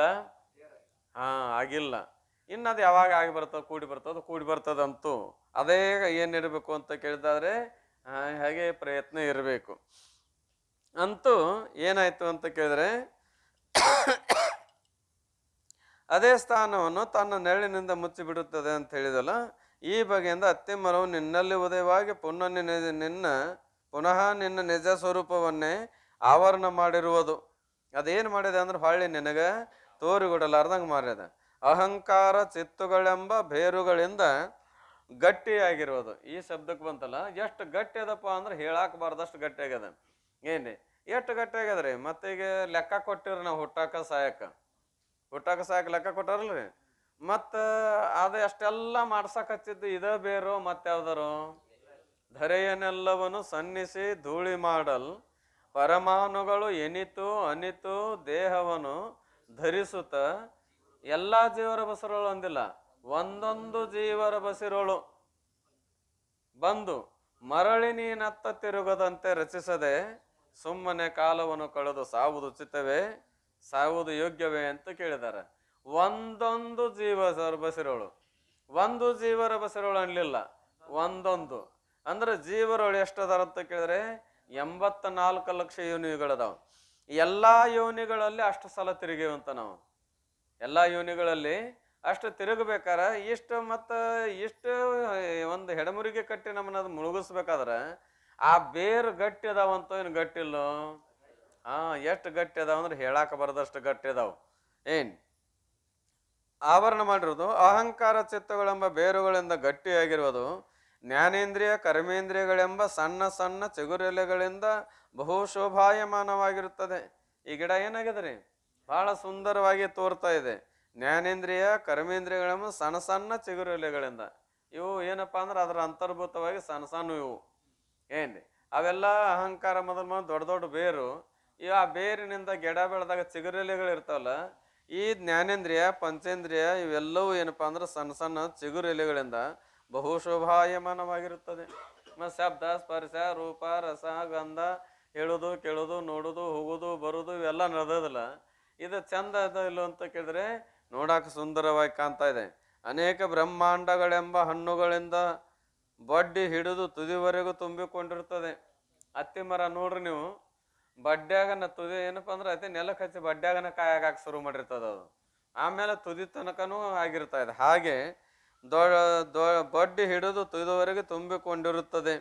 ಅನೇಕ ಬ್ರಹ್ಮಾಂಡ ರೂಪವಾದಂತ ಅಯ್ಯೋ ಅತ್ತಿ ಹಣ್ಣು. 1 2 ಅಂತ ಕೇಳಿದ್ರೆ ಬಡ್ಡಿ ಹಿಡ್ಕೊಂಡು ತುದಿತನೂ ಏನಪ್ಪಾ ಅಂದ್ರೆ ಮುಸುಕಿ ಇರ್ತಾ ಇದಾವ. ಏನು ಅತ್ತಿ ಹಣ್ಣ್ರಿ ಅಂತ ತಿಳ್ಕೊಂಡು ಒಂದೊಂದು ಗೊಂಚಲ್ದಾಗ 10 20 50 100 ಗಟ್ಲೆ ಇರ್ತಾ ಇದಾವ. ಅಂತ ಬ್ರಹ್ಮಾಂಡಗಳಿಂದ ತುಂಬಿಕೊಂಡದ. ಆ ಬ್ರಹ್ಮಾಂಡದೊಳಗ ಅತ್ತಿ ಹಣ್ಣುಗಳಲ್ಲಿ ಸಣ್ಣ ಸಣ್ಣ ನೊರಜುಗಳಿರುವಂತೆ ಒಳಗೆ ಅಂದಾರ ನೋಡ್ರಿ. ಇದ್ರೊಳಗೆ ಬ್ರಹ್ಮಾಂಡದೊಳಗೆ ಮತ್ತೇನದಾವ್ರಿ? 4 ತೆರನಾದ ಜೀವರಾಶಿಗಳದಾವು. ಎಷ್ಟದಾವು? ಮುಂದಿನ ಇದ್ರೊಳಗೆ ಅದೇ ಬರ್ತಾ ಇದೆ. ಉದ್ಬೀಜ, ಸ್ವೇದಜ, ಅಂಡಜ, ಜರಾಯುಜ. ಈ ರೀತಿಯಾದಂಥವು ನೊರಜುಗಳಿರುವಂತೆ ಬ್ರಹ್ಮಾಂಡವೆಂಬ ಹಣ್ಣುಗಳಲ್ಲಿ ಬಹಳ ಜೀವರಾಶಿಗಳು ಇರುತ್ತವೆ. ಈ ಬ್ರಹ್ಮಾಂಡದೊಳಗೆ ಏನದಾವ್ರಿ? ಬಹಳ ಜೀವರಾಶಿ. ಎಷ್ಟದಾರು? 84 ಲಕ್ಷ ಅಂತೂ ಹೇಳಿದಾರ. ಇವುಗಳಿಂದ ಯುಕ್ತವಾಗಿ ಈ ಬಗೆ ಎಂಬ ಅತ್ತಿಯ ಮರವು ಬಹಳ ಶೋಭಾಯಮಾನವಾಗಿರುವುದು. ಎಷ್ಟು ಸುಂದರ ಕಂಡದ್ರೆ ನಮಗಿದು. ಇದನ್ನು ಬಿಟ್ಟು ನಮಗೆ ಹೋಗಾಕ ಮನಸ್ಸು ಬರ್ತದನು? ಇಲ್ಲ. ಎಲ್ಲಿ ಚಂದಿಲ್ಲ ಅಲ್ಲಿ ಬಿಟ್ಟು ಹೋಗಾಕ್ ಮನಸ್ಸು ಮಾಡಿದ ಬಿಡ ಮರ ಚಂದ ಐತೆ ಅಂತ ಬಂದು ನಡಿ ಅಂತ ಬರ್ತೇವೆ. ಇಲ್ಲಿಂದ್ರೆ ಯಾರು ಅಂದೇವನು? ಯಾಕಂದಿಲ್ಲ? ಎಷ್ಟು ಚಂದ ಕಂಡದ್ರಿ, ಅಬ್ಬ ಹೇಳಾಕಬಾರ್ದಷ್ಟು ಚಂದ ಕಂಡದ. ಏನ್ರಿ ಅತಿ ಏನಪ್ಪಾ ಅಂತ ಕೇಳಿ ಗುರುಶಾಸ್ತ್ರಗಳು ಶರಣಾಗತನಾಗಿ ಇದರಲ್ಲಿ ಏನೂ ಇಲ್ಲ ಅಂತ ತಿಳುವಳಿಕೆ ಬಂದರೂ ಕೂಡ ಮನಸ್ಸು ಏನು ಮಾಡ್ತದಪ್ಪ ಅಂತ ಕೇಳಿದ್ರೆ ಇದು ಚಂದ ಕಾಣ್ತಾ ಇದೆ. ಯಾಕಂದ್ರೆ ಅಷ್ಟು ಮನೋಹರವಾದಂಥದ್ದು ಈ ಪ್ರಪಂಚದ. ಆದರೆ ಸಕಲ ಜೀವಿಗಳಲ್ಲಿಯೂ ಚಿತ್ತು ಜ್ಞಾನ ಸ್ವರೂಪದಿಂದ ಪ್ರಸಿದ್ಧವಾಗಿ ಹೊಳೆಯುತ್ತಿರುವುದು. ಮತ್ತದೇನಾಗಿದೆಪ್ಪ ಅಂತ ಕೇಳಿದ್ದಾದ್ರೆ, ಸಕಲ ಜೀವಿಗಳಲ್ಲಿಯೂ ಚಿತ್ತು ಜ್ಞಾನ ಸ್ವರೂಪದಿಂದ ಪ್ರಸಿದ್ಧವಾಗಿ ಹೊಳೆಯುತ್ತಿರುವುದು. ಚಿತ್ತ ಏನದ ಜ್ಞಾನ ಮೂಲಕವಾಗಿ ಏನಪ್ಪಾ ಅಂದ್ರೆ ಪ್ರಸಿದ್ಧವಾಗಿ ಹೊಳಿತಾ ಇದೆ, ಅಂದ್ರೆ ಪ್ರಕಾಶಮಾನವಾಗಿದೆ. ಈ ರೀತಿಯಾಗಿರ್ತಕ್ಕಂಥದ್ದು ಮುಂದಿನ ಗತಿಗೆ ಬೀಜಭೂತವಾದ ಪ್ರಾಣಿಗಳ ಭೇದವನ್ನು ತೋರಿಸುತ್ತಾರೆ. ನೊರಜು ಮೊದಲು ಮಾಡಿಕೊಂಡು ಅನೇಕ ತೋರಿದು ಅಂತ ಹೇಳ್ತಾರಲ್ಲ, ಅವು ಯಾವ್ಯಾವು ಏನು ಅನ್ನೋದು ಬೀಜ ಇದೆ. ಈಗ ಅಂದ್ರೆ ಬೀಜ ಅಂದ್ರೆ ಏನರ್ಥ ಅಂದ್ರೆ ಮುಂದೆ ಕಾರ್ಯಕ್ಕದು ಮತ್ತ ಅನುಕೂಲ. ಈಗ ಮಾತಿಟ್ಟು ಹೋದ್ ನೋಡವ ಅಂತಿರ್ತೇವಲ್ರಿ, ಪಕ್ಕಾ ಬೆರಿಕೆ ಅವ ಈಗಿಂದ ಮುಗಿಸ್ತದ ನಾನು ಕೂಡ ಮುಂದಿಂದಕ್ಕೆ ಮಾತಿಟ್ಟು ಹೋಗ್ಯಾನ ನೋಡು, ಹೌದು ಅನ್ಬೇಕು ಅವಂತ. ಹಂಗ ಮುಂದಿನ ಅಧ್ಯಾಯಕ್ಕೆ ಬೀಜ ಹಿಗಿದು ಏನ್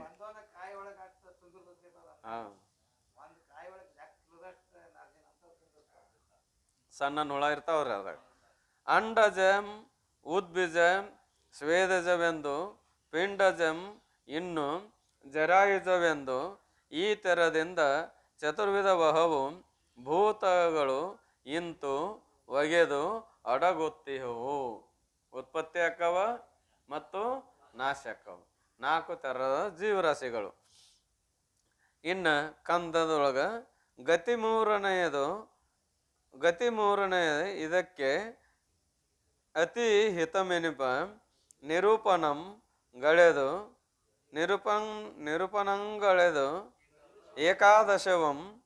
ಏಕಾದಶವಂತು ಅತಿಶಯಂ ಆಗಿರೆ ತಿಳಿಯಲ್ ಪ್ರತಿಪಾದಿತವು ಇಲ್ಲಿ ಗುಣವಿಭೇದ ವಿಕಾರಂ. ಗುಣಭೇದಗಳ ಮೂಲಕವಾಗಿ ಇದೆಲ್ಲವೂ ವಿಕಾರವಾಯಿತು ಅಂತ ಹೇಳ್ಕೊಂಡು ಬಂದಿದ್ದಾರೆ. ಈ ಗತಿಯಲ್ಲಿ ಹೇಳಿದ ವಿಷಯವನ್ನು ಸಂಕ್ಷೇಪವಾಗಿ ತಿಳಿಸಿ ಗತಿಯನ್ನು ಮುಗಿಸುತ್ತಾರೆ. ಅಂದ್ರೆ ಗತಿ ಅಂದ್ರೆ ಅಧ್ಯಾಯವು ಮೂರನೇದು. ಈ ಗತಿ ಎಷ್ಟನೇದು ಅಂತ ಕೇಳಿದ್ರೆ ಈ ಅಧ್ಯಾಯ ಮೂರನೇದು. ಈ ಗತಿಗೆ ಈ ಅಧ್ಯಾಯಕ್ಕೆ ಬಹಳ ಯೋಗ್ಯವಾದಂಥ ಹೇಳಲ್ಪಟ್ಟ ಪದ್ಯಗಳು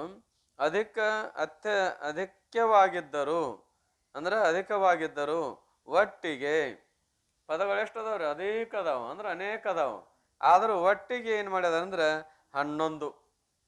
ಅನೇಕ ಪದಗಳಿದ್ರು ಕೂಡ ಎಲ್ಲ ಕೂಡಿಸಿ ಏನ್ ಮಾಡಿದಾರ 11 ಅಂತ ತಿಳ್ಕೊಂಡು ತಿಳಿಯಲ್ ವಿಚಾರ ಮಾಡಿ ನೋಡಲಾಗಿ ಈ ಗತಿಯಲ್ಲಿ ಗುಣಭೇದ ವಿಕಾರಂ ತ್ರಿಗುಣ ಮೂಲಕ ಭೇದಮಾದ ಕಾರ್ಯವು ವೈಕಾರಿಕ ತೈಜಸ ಭೂತಾದಿ ಅಹಂಕಾರ ಮೂಲಕವಾಗಿ ತೋರಿದಂಥ ಈ ಕಾರ್ಯವು ಹೇಳಲ್ಪಟ್ಟಿರುವುದು. ಈ ಜಗದ್ರೂಪ ಕಾರ್ಯ ಹೆಂಗಾಯ್ತು ಅಂತ ಕೇಳಿದ್ರೆ ಈ ರೀತಿಯಾಗಿ ಆಯ್ತು ಅಂತ ಹೇಳಿ ಶ್ರೀ ಗುರು ಶಂಭುಲಿಂಗಾಯ ನಮಃ, ಶ್ರೀ ಗುರು ಶಂಭುಲಿಂಗನಿಗೆ ನಮಸ್ಕಾರಗಳು ಅಂತ. ಚತುರ್ಥ ಗತಿ, ಇದು 4ನೇ ಗತಿ. ಈ 4ನೇ ಗತಿಯಲ್ಲಿ ತತ್ವಗಳ ಸಂಬಂಧವಾದ ಭೇದಗಳನ್ನು ಹೇಳುತ್ತವೆಂದು ಪ್ರತಿಜ್ಞೆ ಮಾಡುತ್ತಾರೆ. ತಿಳಿಯಲ್ ಸಮಸ್ತ ತತ್ವಗಳನ್ನು ಒಲವಿಂದ ಇಂತು ಪೇಳದ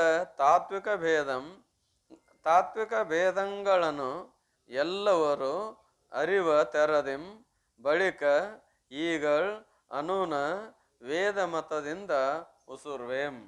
ಅನೂನ ವೇದ ಮತೆಯಿಂದ ಅಂದ್ರೆ ನಾಶವನ್ನು ಹೊಂದಲಾರದೆ ಇರುವಂತ ಕೊರತೆ ರಹಿತವಾದಂಥವು ಯಾವ ಅಂದ್ರೆ ವೇದಗಳು.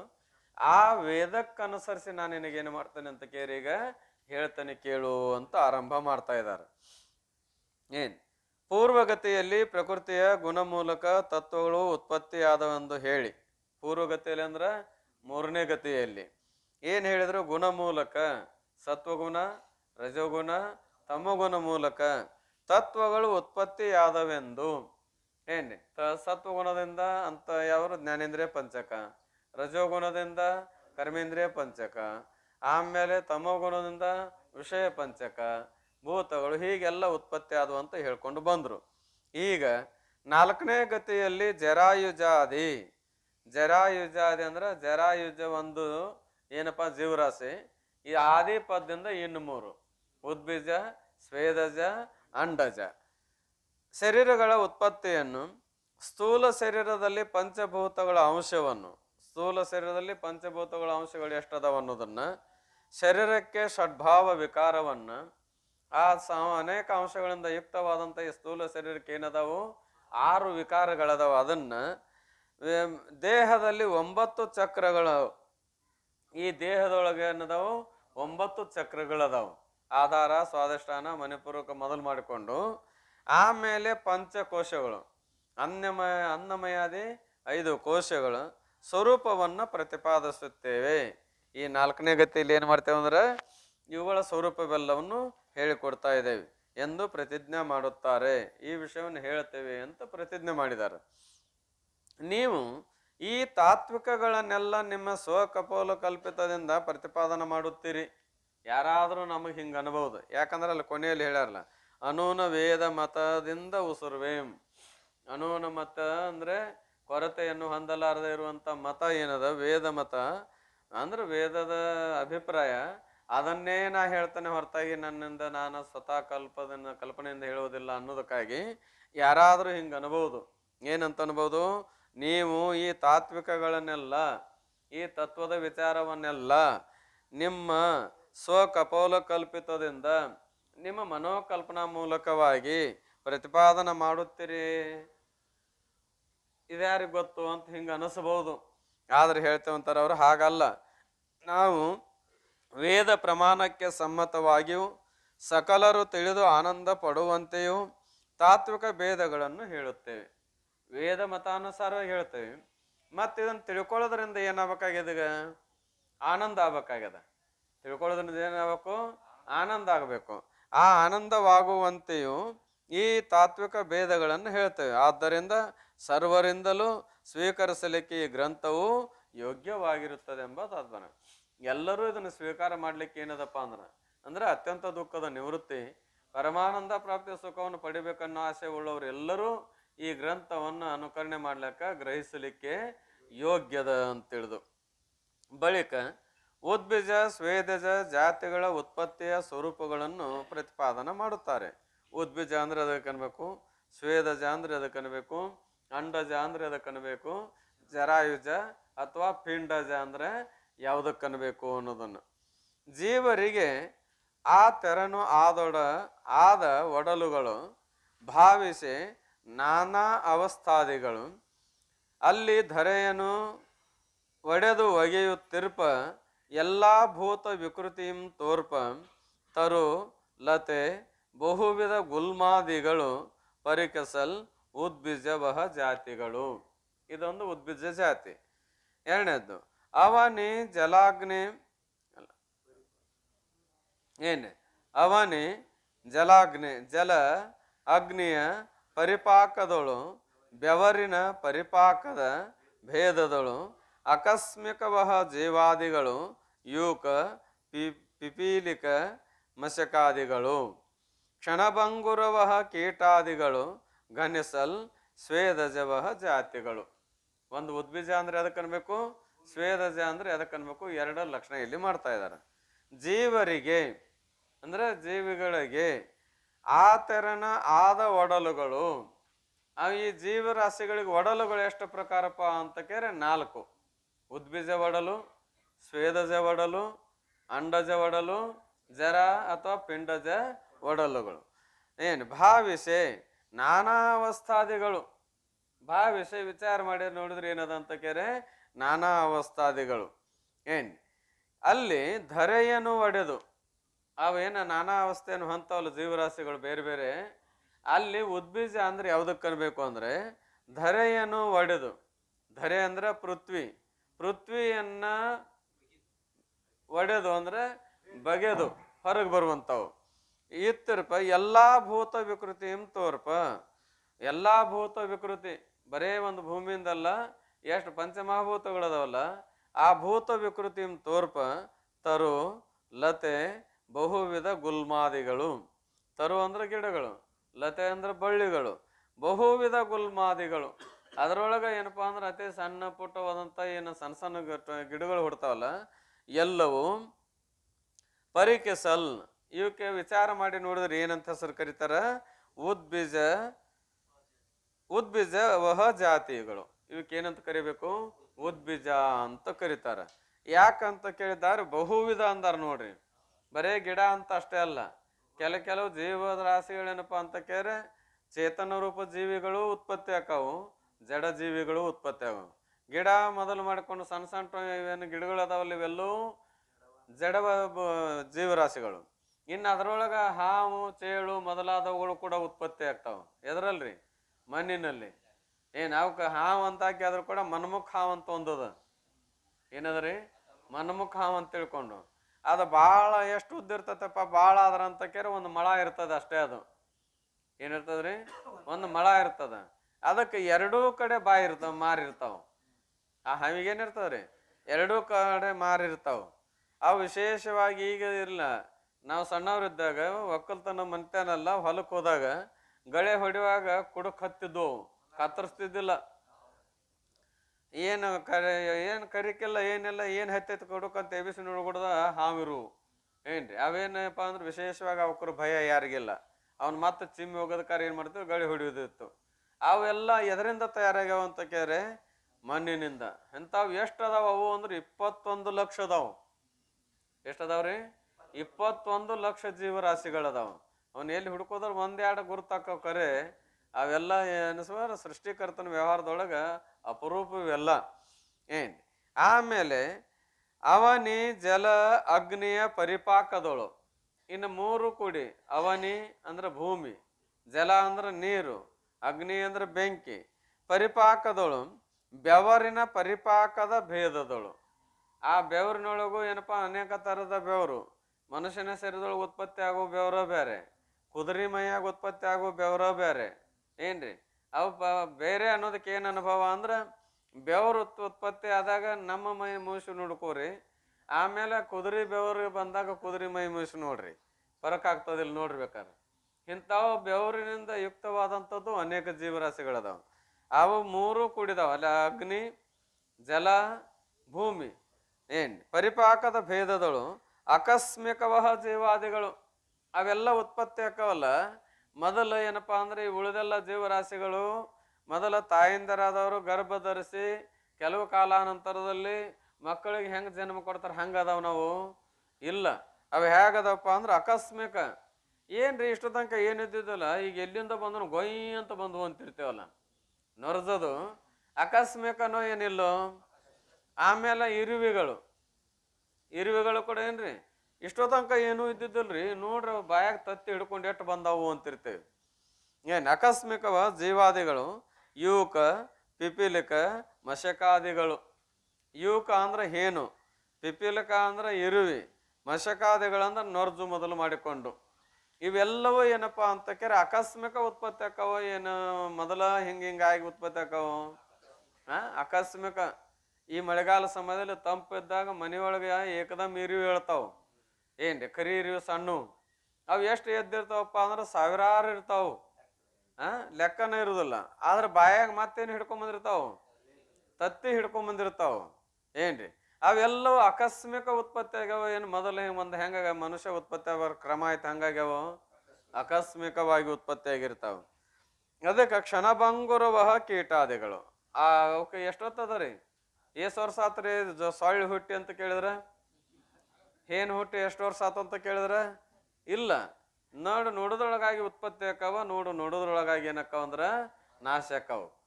ನಮಗ ಅನ್ಸಿರ್ಬೋದು ಏನ್ರಿ ತಿಂಗಳ 6 ತಿಂಗಳು ಹೊತ್ತಾತು ಒಟ್ಟ ಕಡಿಮೆ ಆಗೋಲು ಏನವು ಏನಂತೇವಲ್ಲ.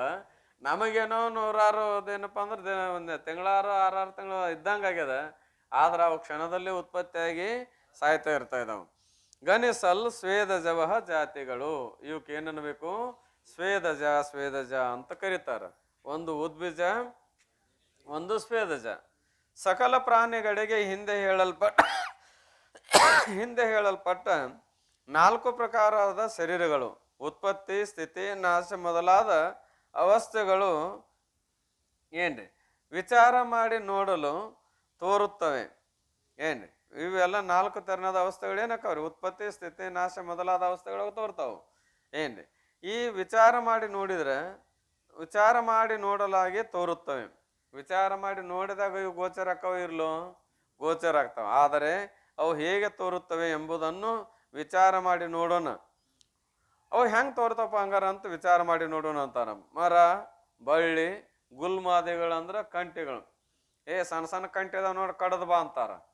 ಏನ್ರಿ ಈ ಹೊಲದೊಳಗ ಬಿತ್ತುವ ಪ್ರಸಂಗ ಬಂದಾಗ ಹರಿಗೆ ಬಿತ್ತಬೇಕಲ್ಲ, ಏನ್ರಿ ಸಣ್ಣ ಸಣ್ಣ ಕಂಟಿ ಇದ್ದಿರ್ತಾವ. ಹರಗ್ಬೇಕಾದ್ರೆ ಮೊದಲು ಏನು ಮಾಡ್ತಾರೆ, ಆ ಕಂಟಿ ಎಲ್ಲ ಕಡ್ದು ಬರ್ಬೇಕು.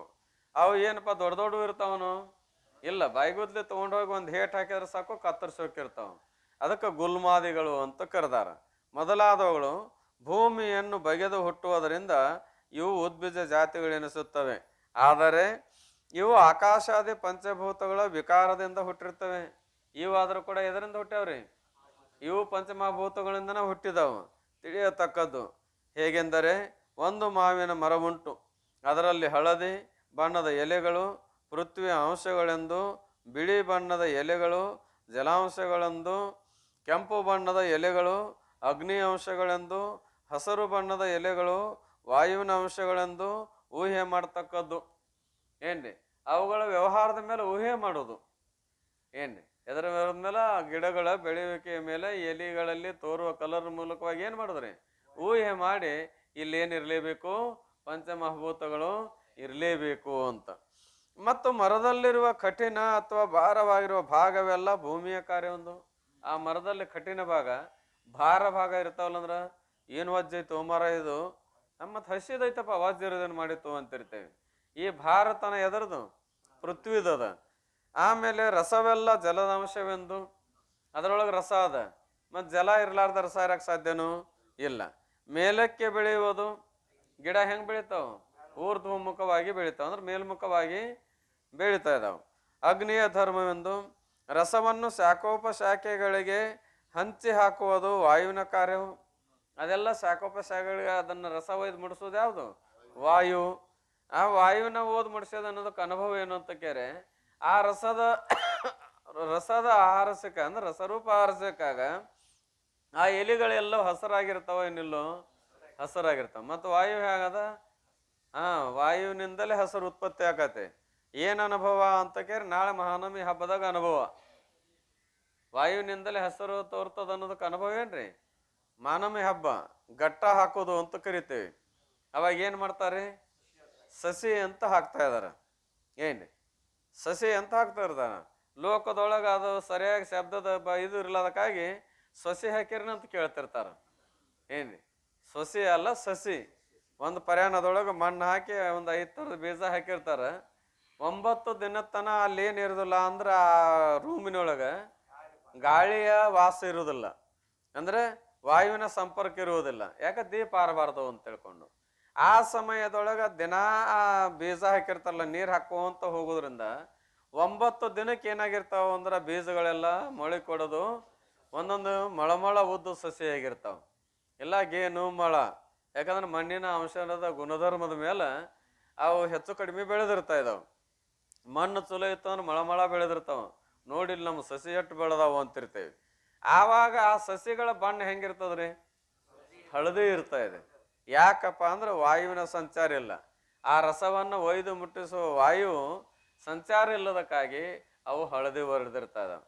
ಅದಕ್ಕಾಗಿ ಇದೇನು ಹಂಚಿ ಹಾಕುವುದು ವಾಯುವಿನ ಕಾರ್ಯವೊಂದು, ಅವಕಾಶ ಕೊಡುವುದು ಆಕಾಶದ ಧರ್ಮವೆಂದು.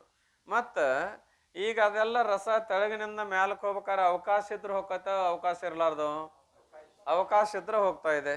ಅಂದ್ರೆ ಅಲ್ಲಿ ಅವಕಾಶ ಇದ್ರೆ ಅಲ್ಲಿ ಬಯಲಿದ್ರೆ ಹೋಗ್ತಾ ಇದೆ. ಅಂದಮೇಲೆ ಇದು ಯಾರ ಧರ್ಮ, ಆಕಾಶದ್ದು. ಆಕಾಶದ ಧರ್ಮ ಎಂದು. ಹೀಗೆ ಭೂತಗಳ ಬಣ್ಣ ಆಕೃತಿ ಕಾರ್ಯಗಳ ಮೇಲಿಂದ ಈ ವಸ್ತುಗಳು ಈ ಭೂತಗಳ ಸಾಂಕರ್ಯದಿಂದ ಆಗಿರುತ್ತವೆ. ಅವಕರ ಬಣ್ಣ ಅವಕರ ಆಕೃತಿ ಆ ಕಾರ್ಯದ ಮೇಲಿಂದ ಏನು ಗುರುತಿಸ್ತವೆ ನಾವು ಅಂದ್ರೆ ಇದೇ ಭೂತದ ಇರುವುದರಿಂದ ಇದರಿಂದ ಹಿಂಗಾಗ್ಯದ ಅಂತ ಗುರುತ ಮಾಡ್ತಾ ಇದ್ದೇವೆ. ಏನು ಸಾಂಕರ್ಯದಿಂದ ಆಗಿರುತ್ತದೆ. ಸಾಂಕರ್ಯ ಅಂದ್ರೆ ಕೂಡುವಿಕೆ, ಅಂದ್ರೆ ಕೂಡುವಿಕೆ, ಎಲ್ಲ ಭೂತಗಳ ಕೂಡುವಿಕೆಯಿಂದ ಆಗ್ಯದ ಅಂತ ನಮಗೆ ಅನುಭವಕ್ಕೆ ಬರ್ತಾ ಇದೆ. ಎಂದು ಅನುಮಾನ ಮೂಲಕ ತಿಳಿಯತಕ್ಕದ್ದು. ನಾವು ಅನುಮಾನ ಮೇಲೆ ಗುರುತಿಸಕ್ಕಾಕತ್ತೇನೋ ಪ್ರತ್ಯಕ್ಷ ನೋಡಕ್ಕಾಕತ್ತೋ? ಅನುಮಾನ ಮೇಲೆನೇ ಗುರುತಿಸ್ಬೇಕು. ಆದ್ದರಿಂದ ಗಿಡಗಂಟಿ ಮೊದಲಾದವುಗಳೆಲ್ಲ ಪಂಚಭೂತಗಳ ಕಾರ್ಯಗಳಾಗಿರುತ್ತವೆ. ಇವೆಲ್ಲ ಎದರ ಕಾರ್ಯ ಅಂದ್ರೆ ಬಳಿಕ ಹೇನು, ಇರುವೆ, ನೊರ್ಜು ಮತ್ತು ಒಂದು ಕ್ಷಣಕಾಲದಲ್ಲಿ ಹುಟ್ಟಿ ಇದ್ದು ಸತ್ತು ಹೋಗುವ ಕ್ಷುದ್ರ ಜಂತುಗಳೆಲ್ಲ ಭೂಮಿ, ಜಲ, ಅಗ್ನಿಗಳ ಕಾರ್ಯದಿಂದ ಹೆಚ್ಚು ಕಡಿಮೆಯಾಗುತ್ತಿರಲು. ಅವು ಮೂರರಿಂದ ಹೇಳ್ಯಾರಲ್ರಿ, ಅಗ್ನಿ, ಜಲ ಮತ್ತು ಭೂಮಿ, ಇವು ಮೂರರಿಂದ ಹೆಚ್ಚು ಕಡಿಮೆ ಆಗುತ್ತಿರಲು ಅವುಗಳ ಬೆವರಾದರೂ ಭೇದವಾಗುತ್ತದೆ. ಆ ಮೂರರಲ್ಲಿ ಹೆಚ್ಚು ಕಡಿಮೆ ಆಗಿತ್ತಂದ್ರೆ ಅಗ್ನಿ ಅಂಶ, ಜಲದ ಅಂಶ, ಪೃಥ್ವಿ ಅಂಶ, ಮೂರರಲ್ಲಿ ಹೆಚ್ಚು ಕಡಿಮೆ ಆಕ್ಕಿತ್ತಂದ್ರೆ ಬೆವರಾದರೂ ಕೂಡ ಹೆಚ್ಚು ಕಡಿಮೆ ಭೇದವಾಗ್ತದನೋ ಇಲ್ಲೋ? ಭೇದವಾಗ್ತಾ ಇದೆ. ಭೂಮಿ ಅಂಶನೂ ಬೇಕು, ಆ ಜಲದ ಅಂಶನೂ ಬೇಕು, ಅಗ್ನಿ ಅಂಶನೂ ಬೇಕು. ಈಗ ನಮ್ಗೆ ಏನು ಬೆವರು ಬರ್ಬೇಕಾದ್ರೆ ಯಾವಾಗ ಬಂದತ್ತಂತೀವ್ರಿ ನಾವು? ಬಿಸಿಲಿನ ಕಿರಣ ತಾಪದಿಂದ, ಅಥವಾ ಏನಾರು ಒಂದು ದೊಡ್ಡದ ಕೆಲಸ ಮಾಡಿದಾಗ ಮೈಯೆಲ್ಲ ಏನಾಗಿರ್ತದ? ಬೆವರು ಹೊಡೆದಿರ್ತದ. ಅಲ್ಲಿ ಏನದ? ಜಲದ ಸಂಬಂಧವೂ ಅದ, ಆಮೇಲೆ ಅಗ್ನಿಯ ಸಂಬಂಧನೂ ಅದ, ಆಮೇಲೆ ಏನದ? ಪೃಥ್ವಿ ರೂಪವಾದ ಶರೀರ ಸಂಬಂಧನೂ ಇರ್ತಾ ಇದೆ. ಈ ಮೂರರಿಂದ ಕೂಡ್ಕೊಂಡು ಬೆವರು ಉತ್ಪತ್ತಿ ಆಗೋದಲ್ಲ. ಈ ಬೆವರು ಶರೀರಗಳಲ್ಲಿ ಉತ್ಪತ್ತಿ ಆಗಾದ್ರೂ ಹೆಚ್ಚು ಕಡಿಮೆ ಇರ್ತದೋ ಒಂದ ತರ ಇರ್ತದೋ? ಹೆಚ್ಚು ಕಡಿಮೆ ಇರಲೇಬೇಕು ಏನ್ರಿ? ಅಂತ ಬೆವರುಗಳಿಂದ, ಆ ಬೆವರುಗಳಲ್ಲಿ ಹೆಚ್ಚು ಕಡಿಮೆ ಆಗ ಏನದ, ಅದರಿಂದ ಒಮ್ಮಿಂದೊಮ್ಮೆಲೆ ಹುಟ್ಟುತ್ತವೆ. ಅವೇನಕ್ಕವ್ರಿ? ಒಮ್ಮಿಂದೊಮ್ಮೆಲೆ ಏನಕ್ಕವ ಅಂದ್ರೆ ಉತ್ಪತ್ತಿ ಆಕ್ಕವು. ಇವೆಲ್ಲ ಸ್ವೇದಜಗಳೆನಿಸುವವು. ಏನಾಗಲಿ, ಕೂರಿ ಆಗಲಿ, ಇರುವಿಗಳಾಗಲಿ, ಆಮೇಲೆ ಏನಪ್ಪ ಅಂತ ಮಶಕಾದಿಗಳಂದ್ರೆ ನರ್ಜು ಮೊದಲಾದವುಗಳು, ಅಥವಾ ಈ ಏನು ಸೊಳ್ಳೆ ಅಂತೇವಲ್ಲ ಇವು ಆಗಲಿ, ಇವು ಏಕಕಾಲದಲ್ಲಿ ಏನಪ್ಪ ಅಂತಾರೆ ಉತ್ಪತ್ತಿ ಆಕ್ಕವ. ನೋಡಿದ್ರೊಳಗ ಏನಕ್ಕಾವ ಅಂದ್ರೆ ನಾಶ ಆಗ್ತಾ ಇದಾವೆ. ಮಳೆಗಾಲದಲ್ಲಿ ಭೂಮಿ, ಬಿಸಿಲು, ಮೇಘ ಇವುಗಳ ಬೆವರಿನಿಂದ ಅಗಣಿತ ಮಳೆ ಹುಳಗಳು ಹುಟ್ಟುತ್ತವೆ. ಮಳೆಗಾಲದ ಸಮಯದಾಗ ನೋಡ್ರಿ ಅಗಣಿತ ಮಳೆ ಹುಳ ಅಂದ್ರೆ ಗೊತ್ತದ ಏನ್. ಆಮೇಲೆ ಮತ್ತು ಭೂತಗಳ ಬೆವರಿನಿಂದ ಪ್ರಾಣಿಗಳು ಹುಟ್ಟುವಂತೆ, ಭೂತಗಳ ಬೆವರಿನಿಂದ ಪ್ರಾಣಿಗಳು ಕೂಡ ಹುಡ್ತವ. ಆಯಾಯ ಶರೀರಗಳ ಬೆವರಿನಿಂದ ಆಯಾಯ ಪ್ರಾಣಿಗಳು ಹುಟ್ಟುತ್ತವೆಂದು ತಿಳಿಯತಕ್ಕದ್ದು. ಆಯಾಯ ಶರೀರಗಳ ಬೆವರಿನಿಂದ ಆಯಾಯ ಪ್ರಾಣಿಗಳು ಏನಕ್ಕವ ಅಂದ್ರೆ ಉತ್ಪತ್ತಿ ಆಕ್ಕವಂತ ತಿಳ್ಕೋಬೇಕು. ಅಂದರೆ ಮನುಷ್ಯ ಶರೀರದ ಬೆವರಿನಿಂದ ಕೂರಿ, ಹೇನುಗಳು, ಬೆಕ್ಕಿನ ಮೈಯಲ್ಲಿ ಚಿಕ್ಕಾಡು, ನಾಯಿಯ ಮೈಯಲ್ಲಿ ತೊನಸಿ, ದನಗಳ ದೇಹಗಳಲ್ಲಿ ಉಣ್ಣಿ ಮೊದಲಾದವುಗಳನ್ನು ಊಹೆ ಮಾಡಬೇಕು. ಇವೆಲ್ಲ ಏನಪ್ಪಾ ಅಂದ್ರೆ ಯುವಕರ ಮೇಲಿಂದ ಹೀಗೆ ಆಯಾ ಬೆವರಿನ ಉಪಾಧಿ ಮೂಲಕವಾಗಿಯೋ ಏನು ಭೇದ ಆಗಿದ್ದು, ಬೆವರಿನ ಉಪಾಧಿ ಇರ್ಲಾರ್ದು ಮನುಷ್ಯನ ಶರೀರದೊಳಗೆ ಹೇನು ಕೂರಿಗಳು ಉತ್ಪತ್ತಿ ಆಕಾವು. ಇದು ಎಲ್ಲರಿಗೂ ಅನುಭವ. ಇನ್ನು ಇತ್ತಿತ್ತಲಾಗಿ ಏನಪ್ಪಾ ಅಂತ ಕೇಳಿದ್ರೆ ಕಡಿಮೆ ಆಗ್ಯದಾವು. ಕಡಿಮೆಗೆ ಅಂದ್ರೆ ಏನು ಇನ್ನೂ ಸ್ವಲ್ಪ ಕಂಡು ಬರ್ತಾವ, ಆದ್ರೆ ಕೂರಿ ಮಾತ್ರ ಪಕ್ಕಾ ಕಡಿಮೆ ಆಗಿದಾವ. ಯಾಕೆ ಅಕ್ಕಾವಪ್ಪ ಅಂತ ಕೇಳಿದ್ದಾದ್ರೆ, ಯಾವ ಶರೀರ ಅಂದ್ರೆ ಮಣ್ಣು, ಬೆಂಕಿ, ನೀರು, ಮೂರರ ಸಂಬಂಧ ಮೂಲಕ ಮನುಷ್ಯನ ಶರೀರದಲ್ಲಿ ಕೂರಿ ಅಂತ ಹಾಕಿದ್ದು. ಯಾಕೆ ಹಾಕಿದ್ದು ಕೂರಿ ಅಂತ ಕೇಳಿದ್ರೆ, ಶರೀರಕ್ಕೆ ಅರಿವಿ ಸಂಬಂಧ ಬಂತು ಅಂದ್ರೆ ಅರಿವಿ ಮಲಿನಕ್ಕಾವು. ಶರೀರಕ್ಕೆ ಅರಿವಿ ಸಂಬಂಧ ಬಂದ್ರೆ ಏನಕ್ಕಾವ್ರಿ? ಅರಿವಿ ಮಲಿನಕ್ಕಾವ. ಯಾಕಂದ್ರ ಶರೀರ ಹೆಂಗದ? ಮಲಿನದ. ಶರೀರ ಹೆಂಗದ? ಮಲಿನ ಅದ. ಮಲಿನವಾದ ಶರೀರಕ್ಕೆ ಅರಿವಿ ಸಂಬಂಧ ಬಂದ್ರೆ ಏನಾಗೋದದು? ಸಂಘದಂತೆ ಫಲ, ಅರಿವಿನ ಮಲಿನ ಆಗುವ. ಈಗೆಲ್ಲ ಏನದಪ್ಪ ಅಂತ ಕೇಳಿ ಜಳಕದ ವ್ಯವಸ್ಥೆ ಈಗ ಬೇರೆ ಅದ, ಮೊದಲು ಬೇರೆ ಇತ್ತು. ಈಗಾಗಲೇ ಮೊನ್ನೆ ಬಂದಾಗ ಹೇಳಿದೆ ನಾನು, ಏನು ಮೊದಲಿನ ಜಳಕದ ಬಗೆ ಅಥವಾ ರೀತಿ ಹೆಂಗಿತ್ತು ಅಂತ ಕೇಳಿದ್ರೆ ವಾರಕ್ಕೊಮ್ಮೆ ಇತ್ತು. ಯಾವಾಗ ಮಾಡಿದ್ರು ಜಳಕ? ವಾರಕ್ಕೊಮ್ಮೆ ಮಾಡುದು. ಮತ್ತು ಅರಿಬಿ ಯಾವಾಗ ಬಿಡುವುದು? ವಾರಕ್ಕೊಮ್ಮೆ ಬಿಡುದು. ಎಂದ ಜಳಕ ಮಾಡ್ತಾರ ಅಂದ ಬಿಡುದು. ಯಾಕೆ ಅದು ವಾರಕ್ಕೊಮ್ಮೆ ಅಂದ್ರೆ ಐತವಾರ ಸೋಮವಾರ ಅಂದ್ರೂ ಕೂಡ ನಮ್ಮ ಮನಿ ದೇವ್ರು ಅಂತ ಏನಿರ್ತಾವಲ್ಲ, ಯಾವ ದೇವ್ರಿ? ಮನಿ ದೇವ್ರು. ಯಾರ್ಯಾರಪ್ಪ ಅಂತ ಕೇಳಿ 7 ದಿನಕ್ಕೆ 7 ದೇವರು ಒಂದು ಗಣನ ಮಾಡಿದೇವಿ. ನಮ್ಮ ಮನೆ ದೇವ್ರು ಯಾವ್ದದ ಅವತ್ತನ ಜಳಕ ಮಾಡುದು ಏನ್ರಿ. ಅವತ್ತ ಜಳಕ ಮಾಡಿ ಅವತ್ತನ ಅರಿಬಿ ಬಿಡುದು, ಹೊಳ್ಳಿ ಮತ್ತ ವಾರಕ್ಕೊಮ್ಮೆ. ಇನ್ನು ಕೆಲವ್ರದ್ದು ಹೆಂಗಿತ್ತು ಅಂದ್ರೆ ಮನೆ ದೇವ್ರ ಅಭಿಪ್ರಾಯ ಹಿಡ್ಕೊಂಡು ಜಳಕ ಮಾಡೋರು ಕೆಲವ್ರು ಹಿಂಗೆ. ಇನ್ನು ಕೆಲವ್ರು ಹೆಂಗಿತ್ತು ರೈತರ ಜೀವನ ಅಂತ ಕೇಳಿದ್ರೆ, ಯಾವಾಗ ಹೊಲಕ್ಕೆ ಹೋಗಿ ಕೆಳಗಡೆ ಕೆಲಸ ಮಾಡಿ ಬರುವಾಗ ಮಳಿಗೆ ಸಿಕ್ಕರ ಬಂದು ಜಳಕ ಮಾಡಿ ಅರಿವಿ ಬಿಡುದು. ಎದಕ್ ಸಿಕ್ಕರ್ರಿ? ಮಳಿಗೆ ಸಿಕ್ಕರ ನಮ್ಮ ಅಜ್ಜದು ಅಂತಿದ್ರು, ನೀವು ತೊಳೆದು ಮಣ್ಣು ಮುಳ ತೊಳ್ಕೊಂತ ಕುಂದಿರ್ತಾವ, ಮಳ್ಯಾಗ ಸಿಕ್ಕಾಗ ಜಳಕ ಮಾಡಿ ಅರಿವಿ ಬಿಡುದಪ್ಪ, ಏನೈತಿ ಅಂತಿದ್ರು ಅವರು. ಹಂಗಿತ್ತು ಪರಿಸ್ಥಿತಿ. ಮಳಿ ಬಂದಾಗ ತೋರಿಸ್ಕೊಂಡು ಬಂದ್ರ ಅವತ್ತ ಸ್ನಾನ ಮಾಡಿ ಅರಿವಿ ಬಿಡುದು. ಇಲ್ಲದಿದ್ರು ಇಲ್ಲ. ಇಂಥ ಪ್ರಸಂಗದೊಳಗ 7 ದಿನಗಟ್ಲೆ ಏನಪ್ಪಾ ಅಂದ್ರೆ ಅರಿವಿ ಕಳಿಲಾರ್ದೆ ಅರಿವಿ ತೊಟ್ರ ಮತ್ತ ಅವು ಅತಿ ಗಾನವಾಗಿ ಆ ಬೆವರಿನಿಂದ ಏನು ಉತ್ಪತ್ತಿ ಹಾಕಿದ್ದು? ಕೂರಿ ಅಂತ ಉತ್ಪತ್ತಿ ಹಾಕಿದ್ದು. ಅವು ಮೈಯಾಗೆಲ್ಲ ಕಡ್ಯಾಕ ಹತ್ಕೊಳ್ಳಿ ಅಂದ್ರೆ ಕೂರಿ ಆಗ್ಯಾವ ಅಂತ ತಿಳ್ಕೊಂಡು ಅವನು ಏನಾರು ಮಾಡಿ ಕೊಲ್ಲಾಕ ಪ್ರಯತ್ನ ಮಾಡ್ತಿದ್ರೆ ಆ ಮಾತು ಬೇರೆ. ಅಂತೂ ಬೆವರಿನಿಂದ ಉತ್ಪತ್ತಿ ಆದದ್ದು ಏನಿಲ್ಲ. ಮತ್ತೇನು ತಲೆಯೊಳಗೆ ಏನಪ್ಪಾ ಅಂತ ಕೇರೆ ಹೇನುಗಳು ತಯಾರಾಕಿದ್ದು. ಯಾಕಂದ್ರೆ ವಾರಾನುಗಟ್ಲೆ ತಲಿ ಬೆವರು ಬಿಟ್ಟು ಬಿಟ್ಟು ಏನು ಉತ್ಪತ್ತಿ ಹಾಕಿದ್ದು? ಏನು ಉತ್ಪತ್ತಿ. ಆಗ ಏನಪ್ಪಾ ಅಂತ ಕೇರೆ ಕೂದಲಕ್ಕೊಂದು ಸೀರು ಇರ್ತಿದ್ದು. ಸೀರ್ ಅಂದ್ರೆ ಏನ್ರಿ? ಏನಿನ ಮೊಟ್ಟೆಗಳು. ಅಕಸ್ಮಾತ್ ಗಂಡು ಹುಡುಗ್ರಿಗೆ ಏನಂದ್ರು, ನೋಡ ಅಲ್ಲಿ ತಲೆ ತುಂಬ ಸೀರಾಗ್ಯಾವ, ತಲೆ ಬಳಸ್ಕೊಂಬಾ ಅಂತಿದ್ರಲ್ರಿ. ಅಂದು ಹೇಳುವ ಅಭಿಪ್ರಾಯ ಬೆವರು ಉತ್ಪತ್ತಿ ಮೂಲಕವಾಗಿ ಆ ಕ್ರಿಮಿಗಳು ಉತ್ಪತ್ತಿ ಆಕೈತು. ಇದು ಮನುಷ್ಯ ಶರೀರದಲ್ಲಿ. ಇನ್ನು ಬೆಕ್ಕಿನ ಶರೀರದಲ್ಲಿ ಏನಪ್ಪಾ ಅಂದ್ರೆ ಬೆವರು ಹೊಡಿತಂದ್ರೆ ಚಿಕ್ಕಾಡ್ತಾ ಇರೋದನು. ಎಷ್ಟು ಚಿಕ್ಕಡಾಗ್ಯಾವ ನೋಡ್ರಿ ಬೆಕ್ಕಿನ ಮೈಯಾಗ. ನಾವು ಎಲ್ಲಿಯೋ ಬಂದು ಸೇರ್ಯಾವ ಅಂತ ತಿಳ್ಕೊಂತಿದ್ವಿ ಇಡ್ಲಿತನ. ಆದ್ರೆ ಆ ಬೆವರಿನಿಂದನೇ ಉತ್ಪತ್ತಿ ಆದದ್ದು. ನಾಯಿ ಮೈಯೊಳಗೆ ಏನಪ್ಪಾ ಅಂದ್ರೆ ತೊನಸಿ ಉತ್ಪತ್ತಿ ಆಕಾವು. ನಾವು ತೊನಸಿ ಎಲ್ಲಿಯೂ ಬಂದು ಸೇರ್ಯಾವನು ಅಂತಿದ್ವಿ. ಅಂದ್ರೆ ಇದರಿಂದ ತಯಾರಾಗ್ಯಾವು? ನಾಯಿಯ ಮೈಯಿನ ಬೆವರಿನಿಂದ ತಯಾರಾಗ್ಯಾವ. ಹೀಗೆ ಹಲವಾರು ಜೀವಿಗಳ ಬೆವರಿನಿಂದ ಬೇರೆ ಬೇರೆ ರೀತಿಯಾದ ಪ್ರಾಣಿಗಳು ಉತ್ಪತ್ತಿ ಆಗ್ಯಾವೋ ಏನಿಲ್ಲೋ ಅಂತ ಕೇರೆ ಬರೇ ಒಂದೊಬ್ಬ ಮನುಷ್ಯನ ಬೆವರಿನಿಂದಲೇ ಇವೆಲ್ಲ ಉತ್ಪತ್ತಿ ಆಕಿತ್ತು ಅಂದ್ರೆ ಬಹಳ ಜಡ ಇತ್ತು.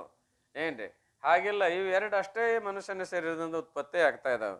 ಹೀಗೆ ಅಂದ್ರೆ ಮನುಷ್ಯ ಶರೀರದ ಬೆವರಿನಿಂದ ಕೂರಿ ಹೇನುಗಳು, ಬೆಕ್ಕಿನ ಮೈಯಲ್ಲಿ ಚಿಕ್ಕಾಡು, ನಾಯಿ ಮೈಯಲ್ಲಿ ತೊನಸಿ, ದನಗಳ ದೇಹಗಳಲ್ಲಿ ಉಣ್ಣಿ.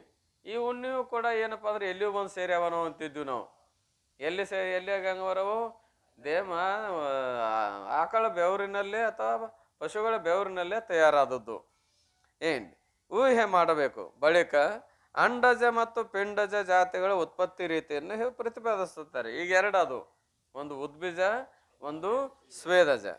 ತತ್ತಿ ಎನಿಸಿ ಮೊದಲು ಉದರದೊಳು ಉದಿಸಿ ಮತ್ತೆ ಒಡೆದ ಆಯಾತನುವಂ ಧರಿಸಿ ತಾನಿಯ ಪಕ್ಷಿ ಭುಜಂಗಾದಿಗಳು ನೀನು ಅರಿ ಮಗನೆ ಮೊಸಳೆ ಮೀನುಗಳು ಅಂಡಜ ಜಾತಿಯವು ಎನಿಸುತ್ತೀಹವು. ಇವೆಲ್ಲಕ್ಕೆ ಏನಂತಾರೆ? ಇವಕ್ಕ ಅಂಡಜ ಜಾತಿ ಅಂತಾರೆ. ಅಂಡಜ ಜಾತಿ ಅಂದ್ರ ತತ್ತಿಯಿಂದ ಹುಟ್ಟಲ್ಪಟ್ಟದ್ವು ಅಂತ. ತತ್ತಿ ಎನಿಸಿ ಮೊದಲೇನಕ್ಕ ತತ್ತಿ ಅಂತ ತಯಾರಾಕತ್ತೆ. ಮೊದಲು ಉದರದೊಳು ಉದಿಸಿ ಆ ತತ್ತಿ ಹೊಟ್ಟೆಯಾಗ ತಯಾರಾಕತ್ತೆ. ಮೊದಲೇನ್ ತಯಾರಾಕತ್ರಿ? ತತ್ತಿ ಹೊಟ್ಟೆ ಒಳಗೆ ತಯಾರಾಕತ್ತೆ. ಮತ್ತೆ ಆ ತತ್ತಿ ಒಡೆದ ಮೇಲೆ ಮತ್ತೆ ಒಡೆದ ಆಯಾತನುವಂ ಧರಿಸಿ ಆಮೇಲೆ ಬೇರೆ ಬೇರೆ ಶರೀರಗಳನ್ನ ಧಾರಣ ಮಾಡ್ತಾವ. ಈಗ ಗುಬ್ಬಿ ತತ್ತಿ ಹಾಕಿರ್ತಾ ಇದೆ, ಆಮೇಲೆ ಕಾಗಿಯೂ ತತ್ತಿ ಹಾಕ್ತಾವು, ಹಾವು ತತ್ತಿ ಹಾಕ್ತಾವು, ಕೋಗಿಲೆಯೂ ತತ್ತಿ ಹಾಕ್ತಾ ಇದೆ. ಹೀಗೆ ಅನೇಕ ಪ್ರಾಣಿಗಳನ್ನು ನೋಡಿದ್ದೇವೆ. ಕೋಳಿ ತತ್ತಿ ಹಾಕ್ತಾ ಇದೆ. ಆ ತತ್ತಿ ಒಳಗ ಮೊದಲ ಜೀವರಾಶಿಗಳ ಉತ್ಪತ್ತಿ ಆಕವ ಆಗುದಿಲ್ಲ. ಮೊದಲ ತತ್ತಿ ಒಳಗ ಉತ್ಪತ್ತಿ ಆಗಿರ್ತಾವ. ಮುಂದೆ ಆ ಜೀವಿಗಳು ಆ ತತ್ತಿಗೆ ಕಾವು ಕೊಟ್ಟ ಮೇಲೆ ಅವು ಒಡೆದು ಏನಕ್ಕವು ಆಯಾಯ ದೇಹಗಳು ತಯಾರಾಗಿರ್ತಾವ. ತನುವಂ ಧರಿಸಿ ತಾನಿಹ ಪಕ್ಷಿ ಭುಜಂಗಾದಿಗಳು. ಅವು ಯಾವ್ಯಾವಪ್ಪ? ಪಕ್ಷಿ, 2 ರೆಕ್ಕೆಗಳಿಂದ ಯುಕ್ತವಾಗಿ ಹಾರಾಡುವಕ್ಕೆ ಏನಂತ ನಾವು ಪಕ್ಷಿ. ಆಮೇಲೆ ಭುಜಂಗ ಅಂದ್ರೆ ಹಾವು. ಭುಜಂಗ ಅಂದ್ರೆ ಏನ್ರಿ? ಹಾವು. ಆದಿ ಪದದಿಂದ ಎಷ್ಟೆಷ್ಟು ತತ್ತಿ ಹಾಕುವ ಪ್ರಾಣಿಗಳದ ಅವೆಲ್ಲದರಿಂದ. ನೀನು ಅರಿ ಮಗನೆ ಮೊಸಳೆ ಮೀನುಗಳು. ಆದಿ ಪದದಿಂದ ಯಾವಪ್ಪ ಅಂತ ಕೇರೆ ಮೊಸಳಾಗಲಿ, ಮೀನಾಗಲಿ, ಹಲ್ಲಿ ಆಗಲಿ ಇಂಥವು ಇವೆಲ್ಲವು ಅಂಡಜ ಜಾತಿಯ ವೆನಿಸುತ್ತೀಹವು. ಮೊಸಳಿಯು ಕೂಡ ಹಲ್ಲಿಯ ಒಂದು ಜಾತಿ ಅಂತ ಗಣನ ಮಾಡಿದಾರ. ಹಲ್ಲಿ ಜಾತಿಗಳಲ್ಲಿ ಎಷ್ಟು ಪ್ರಕಾರದ ಅಂತ ಕೇರಿ ಹಿಂದೆ ಲೆಕ್ಕ ಕೊಟ್ಟಿದ್ರು. ಎಷ್ಟೋ ಪ್ರಕಾರದ ಏನಪ್ಪಾ ಅಂತ ಕೇರೆ ಹಲ್ಲಿಗಳದಾವಂತ. ಅದ್ರಾಗ ಹೆಚ್ಚು ಕಡಿಮೆ ಅದಾವ. ಮನೆಯೊಳಗೆ ಅಡ್ಡಾಡೋ ಹಲ್ಲಿಗಳು ಸ್ವಲ್ಪ ಇದ್ರೆ, ನೀರಾಗಿರುವಂಥ ಮೊಸಳು ಏನದ ರೀ ಒಬ್ಬ ಮನುಷ್ಯನ್ ನುಂಗುವಂಥವು ಉತ್ಪತ್ತಿ ಆಗ್ಯದಾವ. ಇಲ್ಲಿ ನೊಣ ನುಂಗಿದ್ರೆ ಅವು ಮನುಷ್ಯನ್ ನುಂಗ್ತಾ ಇದಾವ. ಏನಿದು ಹಲ್ಲಿನ ಇದು ಏನ್ರಿ. ಅಂತೂ ಇವೆಲ್ಲವೂ ಎದರಿಂದ ಉತ್ಪತ್ತಿ ಆಕ್ಕವು? ತತ್ತಿಯಿಂದ. ಪಿಂಡದ ಗುಣ ಭೇದಂದಳದಿಹವು ರಮಣೀಯ ಪುಂಯೋಗದ ಕಳೆಗೂಡಿ ಕ್ರಮಕಾಲದೊಳ ಅಂಗಂಗಳು ಮೂಡಿ ಬೆಳೆಯುತ್ತಲೇ ಜರಾಯುಜವೆನಿಸಿ ಬಳಿಕ ಜರಾಯುಜವನ್ನು ಒಡೆವುತ್ತ ಉದಿಸಿ ಇಲ್ಲಿಯ ನರಪಶು ಮಹಿಷಾದಿಕವು ಎಲ್ಲಂ ತಿಳಿಯೇ ಜರಾಯುಜವಹು. ಜರಾಯು ಚೀಲದಿಂದ ಹುಟ್ಟಿದ್ವಿ ಯಾವ್ಯಾವ ಅಂತ ಕೇಳಿದರೆ ಆ ಪಿಂಡದ ಜರಾಯು ಅಂದ್ರೆ ಒಂದೇ, ಪಿಂಡ ಅಂದ್ರೂ ಒಂದೇ. ಪಿಂಡದ ಗುಣಭೇದ ಅಂದೆಳದಿಹವು ಏನು. ಪಿಂಡ ಅಂದರೆ ಶರೀರ. ಈ ಮನುಷ್ಯ ಶರೀರವನ್ನು ಮಾಡಿಕೊಂಡು ಪ್ರಾಣಿಗಳೇನದ ಪಶುಗಳಂತ ಆಕಳ ಎತ್ತು ಎಮ್ಮೆ ಅಂತ ಕರಿತೇವೆ, ಹುಲಿ ಅದೋದಲ್ಲ, ಇವುಗಳಿಂದ ಹುಟ್ಟುವಂಥವು ರಮಣೀಯ ಪುಂಯೋಗದ ಕಳೆಗೋಡಿ. ಇವು ಎದರಿಂದ ಉತ್ಪತ್ತಿ ಆಕಪ್ಪ ಅಂದ್ರೆ ರಮಣೀಯ ಅಂದ್ರೆ ಸ್ತ್ರೀಯಳು, ಪುಂಯೋಗ ಅಂದ್ರೆ ಪುರುಷ. ಈ ಪುರುಷ ಸ್ತ್ರೀಯರ ಸಂಯೋಗದಿಂದ ಏನ್ರಿ ರಮಣೀಯ ಪುಂಯೋಗ ಪದಕ. ಯೋಗ ಪದಕರ್ತೇನು ಕೂಡುವಿಕೆ. ಕೂಡುವಿಕೆ ಅಂದರೆ ಯಾರ್ದು? ಸ್ತ್ರೀ ಮತ್ತು ಪುರುಷರ ಕೂಡುವಿಕೆಯಿಂದ ಕಳೆಗೋಡಿ ಅಂದರೆ ಪುರುಷನ ವೀರ್ಯ ಆಮೇಲೆ ಸ್ತ್ರೀಯಳ ರಕ್ತ ಎರಡೂ ಕೂಡಿ ಕ್ರಮಕಾಲದೋಳು ಅಂದ್ರೆ ಅದು ಏನಪ್ಪ ಅಂದ್ರೆ ಸೃಷ್ಟಿಯ ಕ್ರಮವನ್ನು ಹೇಳ್ಕೊಂಡು ಬಂದಿದ್ದಾರೆ. ಎಲ್ಲಿ ಹೇಳಿದಾರಪ್ಪ ಅಂತ ಕೇಳಿದ್ರೆ ಪರಮಾನುಭವ ಬೋಧೆಯಲ್ಲಿ ಹೇಳ್ಕೊಂಡು ಬಂದಿದ್ದಾರೆ. ಏನ್ರಿ ಗರ್ಭೋಪನಿಷತ್ತಿನ ನಸಾರವಾಗಿ ಇಲ್ಲಿ ಹೇಳ್ಕೊಂಬಂದಾರ. ಅದನ್ನು ಓದ್ತೇನೆ, ಅದನ್ನಾದರೂ ಕೂಡ ಒಂದಿಟ್ಟು ಸ್ವಲ್ಪ ಗಟ್ಟಿಯಾಗಿ ಕೇಳ್ರಿ, ಅಂದ್ರೆ ಟೈಮ್ ಆಗಿದೆ ಅದಕ್ಕೆ. ಕ್ರಮಕಾಲದವಳು ಅಂಗಗಳು ಮೂಡಿ ಒಮ್ಮಿಕೆ ಅಷ್ಟು ಅಂಗಗಳು ಮೂಡ್ತಾವನು. ಕಾಲು, ಕೈ, ಕಣ್ಣು, ಕಿವಿ, ಮೂಗು ಇವೆಲ್ಲವು, ತಲೆ ಇವೆಲ್ಲ ಒಮ್ಮಿಕೆ ಮೂಡ್ತಾವನು ಇಲ್ಲ. ಕಾಲ ಕ್ರಮದವಳು ಮೊದಲ ದಿವಸ ಹಿಂಗೆ, ಎರಡನೇ ದಿವಸ ಹೀಗೆ ಅಂತ ತಿಳ್ಕೊಂಡು ಏನ್ರಿ ಅಂಗಳು ಮೂಡಿ ಬೆಳೆಯುತ್ತಲೇ ಜರಾಯುಜವೆನಿಸಿ. ಇದಕ್ಕೆ ಏನಂತ ಹೆಸರು ಬಂತು? ಜರಾಯು. ಜರಾಯು ಅಂತ ಒಂದು ಚೀಲ ಇರ್ತದ. ಜರಾಯು ಅನ್ನೋದು ಒಂದು ಈ ಶರೀರಕ್ಕೆ ಹೊದಿಸಿದ್ದು ಏನಿರ ಚೀಲ ಇರ್ತಾ ಇದೆ. ಆ ಚೀಲದೊಳಗೆ ಹುಟ್ಟಿ ಏನಪ್ಪಾ ಅಂದ್ರೆ ಬೆಳೆದಿರ್ತದೆ ತಾಯಿ ಹೊಟ್ಟೆಗಿದ್ದಾಗ. ಹೊರಗೆ ಬಂದ ಮೇಲೆ ಆ ಚೀಲ ಹರಿಲಿಲ್ಲ ಅಂದ್ರೆ ಮರಣ ಹೊಂದೋ ಪ್ರಸಂಗ ಇರ್ತಾ ಇದೆ. ಆ ಚೀಲ ಹರಿಲಿಲ್ಲ ಅಂದ್ರೆ, ಆ ಚೀಲ ಒರೆಸಿ ತೆಗಿಲಿಲ್ಲ ಅಂದ್ರೆ ಪ್ರಾಣ ಹೋಗೋ ಪ್ರಸಂಗ ಇರ್ತದೆ. ಪರಮಾತ್ಮನ ಸೃಷ್ಟಿ ನೇಮ ಬಹಳ ವಿಚಿತ್ರ. ತಾಯಿ ಹೊಟ್ಟ್ಯಾಗ 9 ತಿಂಗಳ ತನನ ಜರಾಯು ಚೀಲದಾಗ ಮುಚ್ಕೊಂಡಿರ್ತಾ ಇದೆ. ಹೊರಗೆ ಒಂದು ಕ್ಷಣ ಜರಾಯು ಚೀಲ ತೆಗಿಲಿಲ್ಲ ಅಂದ್ರೆ ಸಾಯ್ತಾ ಇದೆ. ಎಷ್ಟು ವಿಚಿತ್ರ. ಏನಲ್ಲಿ ಕಿಂಡಿ ಬಿಟ್ಟಿರ್ತಾನು ಇಲ್ಲ. ಮತ್ತು ಆ ಕಿಂಡಿ ಬಿಟ್ಟಿದ್ದ ಕರೆ ಆದ್ರೆ ಹೊರಗೆ ಬಂದ್ಮೇಲೆ ವರ್ಷಲಿರು ಕೂಡ ಸಹಜ ಆಗ್ಬೇಕಾಗಿತ್ತು. ಅಲ್ಲಿ ಮುಚ್ಕೊಂಡು ಇದ್ರೂ ಕೂಡ ಬದುಕಿರ್ತಾ ಇದೆ. ಹೊರಗೆ ಬಂದ ಮೇಲೆ ಅದನ್ನು ಒರೆಸಿ ತೆಗಿಲಿಲ್ಲ ಅಂತಂದ್ರೆ ಸಾಯ್ತಾ ಇದೆ. ಇದು ಅನುಭವ ಏನಪ್ಪಾ ಅಂತ ಕೇಳಿ ಆಕಳಾಗಲಿ ಎಮ್ಮೆ ಆಗಲಿ ಇದು ಅಂದ್ರೆ ಕರುವಿಗೆ ಜನ್ಮ ಕೊಟ್ಟು ಅಂದ್ರೆ ಅವು ತಾವೇ ಏನಪ್ಪಾ ಅಂದ್ರೆ ಅಡವ್ಯಾಗ ಇಳಿದಿದ್ದು ಅಂದ್ರೆ ಆ ಕರು ಹಾಕೋ ಪುರ್ಸತ್ಲೆ ಏನು ಮಾಡ್ತಾವ್ರೆ, ಅವು ನೆಕ್ಕಾಕ ಶುರು ಮಾಡ್ತಾವು. ಒತ್ತಡೆ ನೆಕ್ಕೋದಿಲ್ಲ, ಅದು ಇಡೀ ಶರೀರ ತುಂಬ ನೆಕ್ಕಿ ಹೆಸರು ಮಾಡ್ತಾವೆ. ಇನ್ನು ಮನೆಯೊಳಗಿದ್ದು ಅಂದ್ರೆ ತಿಳಿದಾಮಿದ್ದ ಅಂದ್ರೆ ಏನು ಮಾಡ್ತಾನೆ, ಒಂದು ಪಾಟ ತೊಗೊಂಡು ಒಂದು ಚೀಲ ತೊಗೊಂಡು ಎಲ್ಲ ಒರಿಸಿ ತೆಗಿತಾನೆ. ಇಲ್ಲ ಅಂದ್ರೆ ಎತ್ತಿ ಆಕಳ ಮುಂದೆ ಅಥವಾ ಎಮ್ಮಿ ಮುಂದೆ ಹಾಕಿಬಿಡ್ತಾ ಇದ್ದಾರೆ. ಅವಾಗ ಅವು ನೆಕ್ಕಿ ಹೆಸರು ಮಾಡ್ತಾವೆ. ಅವಾಗ ಬದುಕ್ತಾ ಶಿಶು. ಹಾಗೆ ಮನುಷ್ಯನೂ ಕೂಡ ಜರಾಯು ಚೀಲದಿಂದ ಬಂದು ಕೂಡಲೇ ಇಲ್ಲೇ ಆದರೂ ಕೂಡ ತಾಯಂದಿರು ಏನು ಸೂಲಿಗಿತ್ತೇರಿ ಅಂತ ಇರ್ತಾರೆ, ಅವ್ರು ಏನು ಮಾಡ್ತಾರ್ರಿ, ಈಗೇನಪ್ಪ ಅಂದ್ರೆ ನರ್ಸ್ ಬಾಯಿಗಳಂತೇವಿ, ಡೆಲಿವರಿ ಮಾಡಿಸ್ಕೊಳ್ಳೋರು ಅಂತೇವಿ. ಅವ್ರೇನು ಮಾಡ್ತಾರಪ್ಪ ಅಂತ ಕೇರೆ ಕ್ವಶನ್ ತಗೊಳ್ಳೋ ಪುರುಸತ್ಲೆ ಒರೆಸ್ತಾರೋ ಒರೆಸೋದಿಲ್ಲೋ. ಅವ್ರು ಯಾಕೆ ಒರೆಸ್ತೇವೆ ಅನ್ನೋದು ಗೊತ್ತಿಲ್ಲ ಅವ್ರಿಗಷ್ಟೇ. ಯಾಕೆ ಒರೆಸ್ತೇವಿ, ಯಾಕೆ ಒರೆಸ್ಬೇಕು ಅನ್ನೋದು ಗೊತ್ತಿಲ್ಲ. ಆದ್ರೆ ಜರಾಯು ಚೀಲ ಏನಿರ್ತದ ಅದು ಹಾಗೇ ಬಿಟ್ಟರೆ ಏನಾಗತ್ತೆ, ಶಿಶುವು ಉಳಿಯುವುದಿಲ್ಲ. ಅದಕ್ಕಾಗಿ ಒರೆಸಿದಾಗ ಕೂಡ ಉಸಲಾಡಕ್ಕೆ ಶುರು ಮಾಡ್ತಾ ಇದೆ. ಅದಕ್ಕಾಗಿ ಇವಕ್ಕೇನು ಅನ್ಬೇಕು ಅಂದ್ರೆ ಜರಾಯು ಪ್ರಾಣಿ, ಜರಾಯು ಜೀವರಾಶಿ ಅಂತ ತಿಳ್ಕೊಂಡು. ಈಗ ಒಂದೊಂದು ಅಂಗಗಳು ಬೆಳೆದು ಕ್ರಮಕಾಲದಲ್ಲಿಯೋ ಏಕಕಾಲದಲ್ಲಿಯೋ ಕ್ರಮಕಾಲದಲ್ಲಿ ಅಲ್ಲೇನದಂತ ಕೇಳಿದ್ರೆ ಸತಿ ಕೇಳು ರೇತ ರುದಿರಂ ಹೊಂದಿ ಕಲಲದ ಆಕೃತಿಯಾಗಿ ಅವು ಯಾವಾಗ ತಂದೆ ತಾಯಿಗಳ ಸ್ತ್ರೀ ಪುರುಷರ ಸಂಯೋಗ ಆಗ್ತಾ ಇದೆ ಆ ಸಮಯದಲ್ಲಿ ರಕ್ತ ರೇತ ಎರಡೂ ಕೂಡಿ ಕಲಲದ ಆಕಾರ. ಹೇಗಪ್ಪ ಅಂದ್ರೆ ಒಂದಿಷ್ಟು ಸುಣ್ಣ ಒಂದಿಟ್ಟು ಕುಂಕುಮ ಎರಡೂ ತೊಗೊಂಡು ಕಲಸ್ರಿ. ಸುಣ್ಣ ಮತ್ತು ಕುಂಕುಮ. ಏನು ಸುಣ್ಣ ಹಸಿ ಇರ್ತದೆ, ಅದರ ಕುಂಕುಮ ಬೇರೆಸಿ ತಿಕ್ಕಿರೇನಕದ ರೀ, ಅದು ದ್ರವ ರೂಪದಲ್ಲಿ ಇರ್ತಾ ಇದೆ. ಅವಾಗ ಅದರ ಆಕಾರ ಬೆಳ್ಳಗದೋ ಕೆಂಪಗದೋ, ಎರಡು ಮಿಕ್ಸ್ ಇರ್ತಾ ಇದೆ. ಅದಕ್ಕೆ ಕಲಲದ ಆಕಾರ ಅಂತ ಕರೀತಾರೆ. ಕಲಲದ ಆಕಾರದ ಮೊದಲ ದಿನದೊಳು ಇರ್ಕೊ, ಮೊದಲೇ ದಿನ ಹಾಗಿರ್ತವೆ. ಪ್ರತಿದಿನವೂ 5ಕ್ಕೆ ಅಂತೂ ಅದು ಏನ್ರಿ ಮುಂದೆ 5 ದಿನಕ್ಕೆ, ಎಷ್ಟನೇ ದಿನಕ್ಕೆ ರೀ, 5ನೇ ದಿನಕ್ಕೆ ಬೊಬ್ಬುಳಿಕೆ ಎನಿಸುತ್ತೆ ರಂಜಿಪುದು. ಒಂದು ಬೊಬ್ಬುಳಿಕೆ ಬುರುಗದ ಆಕಾರ ತಯಾರಾಗ್ತಾ ಇದೆ. ಆಮೇಲೆ ಬಳಿಕ 7 ರಾತ್ರಿಗೆ ಅಂತದು, 7ನೇ ದಿವಸಕ್ಕೆ ಫೇನದ ಆಕೃತಿ, ಒಂದು ಫೇನದ ಆಕೃತಿ ಆಗ್ತಾ ಇದೆ. ದಳೆಯುವುದು ದಶರಾತ್ರಿಗದು. 10ನೇ ರಾತ್ರಿಗೆ ಏನಾಕತಿ ಅಂತ ಕೇಳಿದ್ರೆ ಹೊಳೆಯುವುದು ಪಿಂಡದ ಆಕಾರವೆನಿಸಿ, ಒಂದು ಪಿಂಡದ ಆಕಾರ ಆಗಿ ತೋರ್ತಾ ಇದೆ. ಆಮೇಲೆ ನೀರೇ ತಿಳಿ ನೀನು ಇದನ್ನು ವೇದ ಮತವೆಂದು, ಸ್ವತಃ ಹೇಳೋದಲ್ಲ, ಇದು ವೇದದ ಅನುಸಾರವಾಗಿ ಹೇಳ್ತೇನೆ ಅಂತ. 15 ದಿವಸದಳು ಅಂದ್ರೆ 15 ಅಂದ್ರೆ 15 ಅಂದ್ರು ಒಂದೇ, 15 ಅಂದ್ರೂ ಒಂದೇ ದಿವಸದಳು ಒಂದು ದಂಡಾಕೃತಿ. ಹೌದು, ದಂಡಾಕೃತಿ ಅಂದ್ರೆ ಈ ಸದ್ಯ ಏನಪ್ಪಾ ಅಂತ ಕೇಳಿ ಮನ್ನತ್ ನಮಸ್ತೆ ಆದ ಕೂಡಲೇ 5 ಮಂಗಳವಾರ ಏನ್ ಮಾಡ್ತಾರ್ರಿ, ಗುಳ್ಳವನ್ ಮಾಡ್ತಾರ.